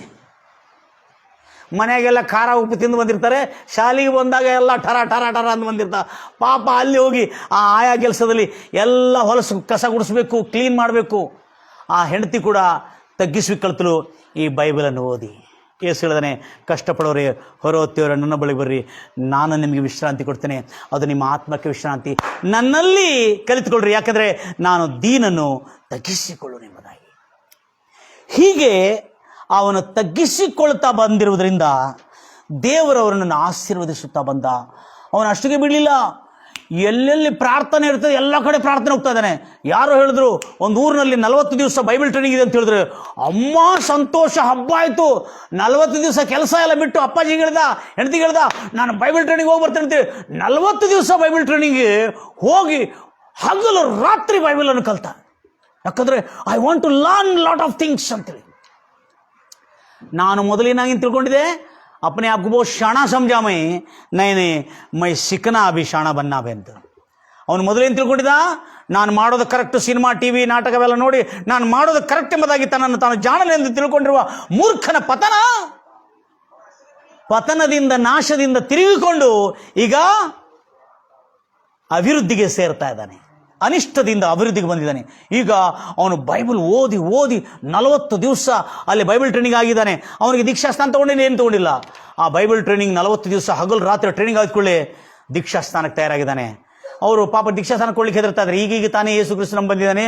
ಇಲ್ಲ, ನಾನು ಬೈಬಲ್ ಏನಿದೆ ಎಂಬುದಾಗಿ ತಿಳ್ಕೊಳ್ಳೋದಿತ್ತು, ಈಗ ಸ್ವಲ್ಪ ಕಲ್ತ್ಕೊಂಡಿದ್ದೇನೆ, ನನಗೆ ದೀಕ್ಷಾಸ್ನಾನ ಬೇಕೆಂಬುದಾಗಿ ತನ್ನ ಜೀವನ ಮಾರ್ಪಾಡು ಮಾಡಿಕೊಂಡು ತನ್ನನ್ನು ತಾನು ತಗ್ಗಿಸಿಕೊಳ್ಳೋದು ಕಲ್ತಿದ್ದಾನೆ. ಯಾರು ಬೇದರು ಬೇಯಿಸ್ಕೊಳ್ಳೋದು ಕಲ್ತಿದ್ದಾನೆ. ಯಾರು ಇನ್ಸಲ್ಟ್ ಮಾಡಿದ್ರು ಕೂಡ ತಿರುಗಿ ಬೆಳೆದಂತೆ ಕಳೆದವನೇ ಶಾಂತತೆ. ಆವಾಗ ಆ ಬೈಬಲೆಲ್ಲ ತಿಳಿದುಕೊಳ್ಳೆ, ಕ್ಷಮಿಸಬೇಕು, ಇನ್ನೊಬ್ಬರನ್ನು ಕ್ಷಮಿಸಬೇಕು. ನಾವು ಯಾರಾದರೆ ವಿರೋಧವಾಗ ಹೃದಯದಲ್ಲಿ ನಮ್ಮ ಒಳಗೆ ಏನಾರಿದ್ರೆ ಅವ್ರನ್ನ ಕ್ಷಮಿಸಬೇಕು. ಅವ್ರು ನಮ್ಮ ಜೊತೆಯಲ್ಲಿ ಸಮಾಧಾನ ಇಲ್ಲದ್ರೆ ಅವ್ರ ಜೊತೆಯಲ್ಲಿ ನಾನು ಸಮಾಧಾನ ಪಡಬೇಕು. ಇವೆಲ್ಲ ಕಲ್ತ್ಕೊಂಡು ಒಳ್ಳೆ ನೀತಿ ಬೈಬಲಿಂದ ಕಳ್ಕೊಂಡು ಜೀವನದ ನೀತಿ, ಜೀವನದ ಮೌಲ್ಯಗಳನ್ನು ಕಲ್ತ್ಕೊಂಡು 15 ವರ್ಷ ಕಾಲಕ್ಕೂ ಆತನಿಗೆ ಶ್ರಮೆ ಸಂಕಟ ಇತ್ತು. ಆದರೆ ಯಾಕೆ ಇತ್ತಂತ ಹೇಳ್ತಾ ಇದ್ದಾನೆ, ಆತನು ಇನ್ನೂ ಕಲಿತಾ ಇದ್ದಾನೆ. ಹೇಗೆ ಕಲಿತಾ ಇದ್ದಾನೆ ಹಾಗೆ ಸಂಕಟಗಳು ಒಂದೊಂದಾಗಿ ಬಿಡುಗಡೆ ಆಗ್ತಾ ಬಂದಿತ್ತು. ಆದರೆ ಅವನು ಒಂದು ಪುಸ್ತಕ ಅವನು ಎಲ್ಲರಿಗೆ ಸುವಾರ್ತೆ ಸಾರಬೇಕಂತಿತ್ತು. ಯಾರೋ ಹೇಳಿದ್ರು, ಪಾಸ್ಟ್ರೇ ನೀ ಸುವಾರ್ತೆ ಸಾರಬೇಕಾದ್ರೆ ನಿನ್ನ ಇನ್ನೂ ಕ್ವಾಲಿಫೈಡ್ ಆಗಬೇಕಂತ ಹೇಳಿದ್ಕೊಳ್ಳಿ. ಯಾರು ಹೇಳಿದ್ರು, ನೀವು ಸುವಾರ್ತೆ ಸಾರಬೇಕಂತಿದ್ದಿಲ್ಲ, ಒಂದು 10 ಪೇಜ್ 5 ಪೇಜ್ ಪುಸ್ತಕ ಬರೆದು ಎಲ್ಲರಿಗೆ ಹಂಚಿಬಿಡಪ್ಪ ಅಂತ ಹೇಳಿದ. ಅವನೇನು ಮಾಡಿದಾನೆ, ತನ್ನ ಅನುಭವವನ್ನು ಬರೆದು ನಾನು ಹಿಂಗೆ ಕಷ್ಟಪಟ್ಟಿದ್ದೀನಿ, ಹಿಂಗೆ ನಂಗೆ ಸೊಕ್ಕಿತ್ತು, ಹಿಂಗೆ ನಾನು ಕೊಬ್ಬಿದ್ದವನಾಗಿದ್ದೆ, ಹಿಂಗೆ ನಾನು ಅಪ್ನೇ ಆಪ್ಕು ನನ್ನನ್ನು ನಾನು ಜಾಣನ್ನು ತಿಳ್ಕೊಂಡೆ, ಆದರೆ ಬೈಬಲ್ ಓದಿದ ಕೂಡಲೇ ನಾನು ಇನ್ನೂ ಕಲಿಬೇಕನ್ನೋ ತಿಳ್ಕೊಂಡೆ ಅಂತೇಳಿ ಒಳ್ಳೆ ತನ್ನ ಸಾಕ್ಷಿ ಪುಸ್ತಕಗಳನ್ನೆಲ್ಲ ಬರೆದು ಎಲ್ಲರಿಗೆ ಹಂಚ್ತಾ ಇದ್ದಾನಂತೆ. ಹಗಲಲ್ಲಿ ಹಂಚೋದು, ರಾತ್ರಿಯಲ್ಲಿ ವಾಚ್ಮೆನ್ ಕೆಲಸ ಮಾಡೋದು. ಹಲ್ಲೆಲೂಯ. 40 ವರ್ಷ ಆದ ನಂತರ, ವಯಸ್ಸು 40 ವರ್ಷದ ಮೇಲೆ ಆದ ನಂತರ ಅವರ ಮಕ್ಕಳು ಚೆನ್ನಾಗಿ ಓದ್ತಾ ಇದ್ದಾರೆ. ಈಗ ಒಂದು ಸಭೆಗೆ ಚರ್ಚ್ ಪಾಸ್ಟರ್ ಆಗಿ ಸೇವೆ ಮಾಡ್ತಾ ಇದ್ದಾನೆ. ಒಳ್ಳೆ ಸಭೆ. ಈತನ ಅನುಭವ, ಈತನ ಕಷ್ಟ, ಈತನ ಕಣ್ಣೀರು, ಈತನ ದೀನತ್ವ, ಈತನ ತಗ್ಗಿಸುವಿಕೆ, ಈತನ ಎಲ್ಲ ರೀತಿಯಾದಂಥ ಗರ್ವ ಅಹಂಕಾರ ಹೇಗೆ ಹಿಡಿದು ಬಂದಿದೆ ಎಂಬುದಾಗಿ ತನ್ನ ಸಾಕ್ಷಿಯ ಪುಸ್ತಕಗಳನ್ನು ಸುಮಾರು 9-12 ಪುಸ್ತಕಗಳನ್ನು ಬರೆದಿದ್ದಾನೆ. ಆ ಪುಸ್ತಕಗಳೆಲ್ಲ ಬರೆದು ಭಾಳ ಖ್ಯಾತಗೊಂಡಿದ್ದ. ಆದರೆ ಒಂದು ಮಾತ್ರ ಯಥಾರ್ಥವಾಗಿ ಹೇಳಿದ, ಸಂಕಟಗಳಲ್ಲಿ ಆಶೀರ್ವಾದ ಇದೆ ಅಂತೇಳಿ. ಅದು ಹೇಳಿದಕ್ಕಾಗಿ ಈಗ ಹೊತ್ತಿಗೂ ಆತನಿಗೆ ಸಂಕಟ ಬಿಡಲಿಲ್ಲಂತೆ. ಅದಕ್ಕೆ ಬಾಯಿಂದ ಯಾವತ್ತೂ ಸಂಕಟಗಳು ದೇವರ ಆಶೀರ್ವಾದ ಅಂತ ಹೇಳಲಿಕ್ಕೆ ಹೋಗಬೇಡ್ರಿ. ಇನ್ನೊಂದು ಮಾತು ಹೇಳಿದ, ಭಾಳ ಆತ್ಮೀಯದಲ್ಲಿ ಪೂರ 40 ದಿವಸ ಫುಲ್ ಪವರ್ಫುಲ್ ಆಗಿ ಅದು ಹೇಳ್ತಾನೆ, ಗರ್ವಂತೋನೇ ಯಮೋನಿ ನನ್ನದಿ, ಅಂದರೆ ನಾನು ಗರ್ವ ಅಹಂಕಾರದಿಂದನೇ ಹೇಳಿರ್ಬೋದು. ಫುಲ್ ವಿಶ್ವಾಸದಲ್ಲಿ ಸ್ಟ್ರಾಂಗ್ ಆಗ್ತಾರೆ. ಸೈತಾನಿಗೆ ದಮ್ಮಿದ್ರೆ ನನ್ನ ಕಡೆ ಬಂದು ಹೋರಾಡ ಅಂತ ಹೇಳಿದಂತೆ 10 ವರ್ಷದಿಂದ. ಅನ್ನದಿ ತಪ್ಪಿಂದೆ ಅಯ್ಯ, ಈರೋಜು ಕೂಡ ನಾನು ಸೈತಾನ ಹಿಡಿಸಿಟ್ಟಂಬಲೇದು, ನಾನು ಪೀಡಿಸ್ತಾ ಉಂದೆ ಅಂತೇಳಿ ಅವನು ತನ್ನ ಸಾಕ್ಷಿಯಲ್ಲಿ ಹೇಳಿದ್ದಾನೆ. ಎಲ್ಲರೂ ಹೇಳ್ತಿರಲ್ಲಯ್ಯ. ಅದಕ್ಕಾಗಿ ಕೇಡು, ಶಾಪ, ಸೈತಾನನನ್ನು ನಮ್ಮ ಬಾಯಿಂದ ಆಮಂತ್ರಿಸಬಾರದು. ಜೀವವು ಮರಣವು ನಾಲಿಗೆ ವಶದಲ್ಲಿ ದೇವರು ಕೊಟ್ಟಿದ್ದಾನೆ. ಆಶೀರ್ವಾದವು ಶಾಪವು ನಮ್ಮ ನಾಲಿಗೆ ವಶದಲ್ಲಿ ಕೊಟ್ಟಿದ್ದಾನೆ. ಯೆಶಯ್ಯ ಇವತ್ತು ಯಾರ್ಯಾರು ಈ ಸುವಾರ್ತೆಯನ್ನು ಕೇಳಿದ್ದಾರೆ, ದೇವಪಲ್ಲೆ ಅಪ್ಪಾರ ಅವರ ಜೀವನದಲ್ಲಿ ಆಗಿರುವ ಮಾರ್ಪಾಟ ಇಲ್ಲಿ ಕೇಳ್ತಿರ್ತಕ್ಕಂಥ ಎಲ್ಲ ಜನರಲ್ಲಿ ಆ ಒಂದು ರೂಪಾಂತರ ಜೀವನ ಅವರಿಗೆ ಉಂಟಾಗಲಿ ಎಂಬುದಾಗಿ ಹಾರೈಸ್ತಾ ಇದ್ದೇನೆ ಕರ್ತನೇ. ಇನ್ನು ಮುಂದೆ ಮಾತುಗಳಲ್ಲಿ, ನುಡಿಗಳಲ್ಲಿ ಬಹಳ ಜಾಗೃತಿಯಿಂದ, ನಾನು ನನಗೆ ತನ್ನ ದೃಷ್ಟಿಯಲ್ಲಿ ತಾನೇ ಜಾಣನೆಂದು ಎನಿಸಿಕೊಳ್ಳಬೇಡ. ದುರ್ಮಾರ್ಗತನವನ್ನು ಬಿಟ್ಟು ತೊಲಗು, ದೇವರಿಗೆ ಭಯಪಡು. ಅದು ನಿನ್ನ ದೇಹಕ್ಕೆ ಆರೋಗ್ಯ, ನಿನ್ನ ಎಲುಬಿಗೆ ಪುಷ್ಟಿ. ನಿನ್ನ ಆಸ್ತಿ ಪಾಸ್ತಿಗಳಲ್ಲಿ ದೇವರನ್ನು ಸನ್ಮಾನಿಸು. ನಿನಗೆ ಸಮೃದ್ಧಿ, ಅಭಿವೃದ್ಧಿ, ಆರೋಗ್ಯ, ಐಶ್ವರ್ಯ, ದೀರ್ಘಶಾಂತಿ. ಅದೇ ಕೀರ್ತನೆ 3:1-2 ತೃಪ್ತಿಯುಳ್ಳ ದೀರ್ಘಾಯು. ಅದೇ ಕೀರ್ತನೆಯಲ್ಲಿ 3ನೇ ಅಧ್ಯಾಯದಲ್ಲಿದೆ, ನಿನಗೆ ದೇವರು ಆಸ್ತಿ ಪಾಸ್ತಿಗಳನ್ನು, ಧನ ಸಂಪತ್ತುಗಳನ್ನು ಕೊಟ್ಟಿರುವಾಗ ದೇವರನ್ನು ಮರ್ತುವುದೇ ಆ ಸಂಪತ್ತಿಂದ ದೇವರ ರಾಜ್ಯವನ್ನು ಸನ್ಮಾನಿಸಬೇಕೆಂಬುದಾಗಿ ಹೇಳಿದಂತೆ ಸನ್ಮಾನಿಸೋಣ. ದೇವರಿಗೆ ಸಮರ್ಪಿಸೋಣ. ನನ್ನ ಪ್ರಿಯ ಸಹೋದರಿ ಎಲ್ಲರ ದಿನದ ಪ್ರಾರ್ಥಿಸೋಣ. ನಮ್ಮನ್ನು ಅತ್ಯಧಿಕವಾಗಿ ಪ್ರೀತಿ ಮಾಡುವ ಪರಲೋಕದಲ್ಲಿರುವಂಥ ನಮ್ಮ ತಂದೆ, ಎಷ್ಟೋ ಜನರು ಈ ವಾಕ್ಯವನ್ನು ಕೇಳಿದರೆ ಕರ್ತನೆ, ತಮ್ಮನ್ನು ತಾವು ಜಾಣರೆಂದು ಎನಿಸಿಕೊಳ್ಳುತ್ತಿರತಕ್ಕಂಥ ಮೂರ್ಖರು ಹೇಗೆ ಪತನನಾಗಿ ಮತ್ತು ತಿರುಗಿ ಜ್ಞಾನೋದಯವಾದ ನಂತರ ತನ್ನನ್ನು ತಾನು ತಗ್ಗಿಸಿಕೊಂಡವನು, ಅವನ ಜೀವನದಲ್ಲಿ ಸುಖ, ತಗ್ಗಿಸಿಕೊಂಡವನು ಮಾರ್ಪಾಟ ಹೊಂದಿದ್ದವನು, ಅವನ ಜೀವನದಲ್ಲಿ ಆರೋಗ್ಯ, ನೆಮ್ಮದಿ, ತೃಪ್ತಿ ಬಂದಿದೆ. ಆದರೆ ಕೇಡು ಯಾಕೆ ಬಂದಿದೆ ಎಂಬುದಾಗಿ ನನ್ನ ಬಾಯಿಂದ ಹೀಗೆ ದುಡುಕಿ ಮಾತಾಡಿಬಿಟ್ಟಿದ್ದೇನೆ. ಅದಕ್ಕೆ ಮಾತಿನಲ್ಲಿ ದುಡುಕಬಾರದು ಎಂಬುದಾಗಿ ಪ್ರಸಂಗಿ ಪುಸ್ತಕ 5ನೇ ವಚನದಲ್ಲಿ ಹೇಳಿದ ಹಾಗೆ ಕರ್ತನೆ ಅವರ ಜೀವನಗಳು ಉದ್ಧಾರವಾಗಲಿ ಎಂಬುದಾಗಿ ಹಾರೈಸುತ್ತಾ, ಶುಭವಾಗಲಿ, ಮೇಲಾಗಲಿ, ಒಳ್ಳೆಯದಾಗಲಿ ಇನ್ನು ಮುಂದೆ ಕರ್ತನೆ ಕೇಳತಕ್ಕಂಥ ನನ್ನ ಎಲ್ಲ ಪ್ರಿಯ ಸಹೋದರ ಜೀವನದಲ್ಲಿ ಆತ್ಮಿಕದಲ್ಲಿ, ಭೌತಿಕದಲ್ಲಿ, ಆರ್ಥಿಕದಲ್ಲಿ ಆಶೀರ್ವಾದಗಳು ತುಂಬಿ ಬರಲಿ. ಸುಖ, ಶಾಂತಿ, ರಕ್ಷಣೆ, ನೀತಿ, ಜೀವ ಸದಾಕಾಲ ಅವ್ರಿಗಿರಲಿ ಎಂಬುದಾಗಿ ಹಾರೈಸುತ್ತಾ ಯೇಸು ಕ್ರಿಸ್ತ ನಾಮದಲ್ಲಿ ಪ್ರಾರ್ಥಿಸಿ ಬೇಡಿ ಹೊಂದಿದ್ದೇನೆ ತಂದೆ. Amen. God bless you. God loves you.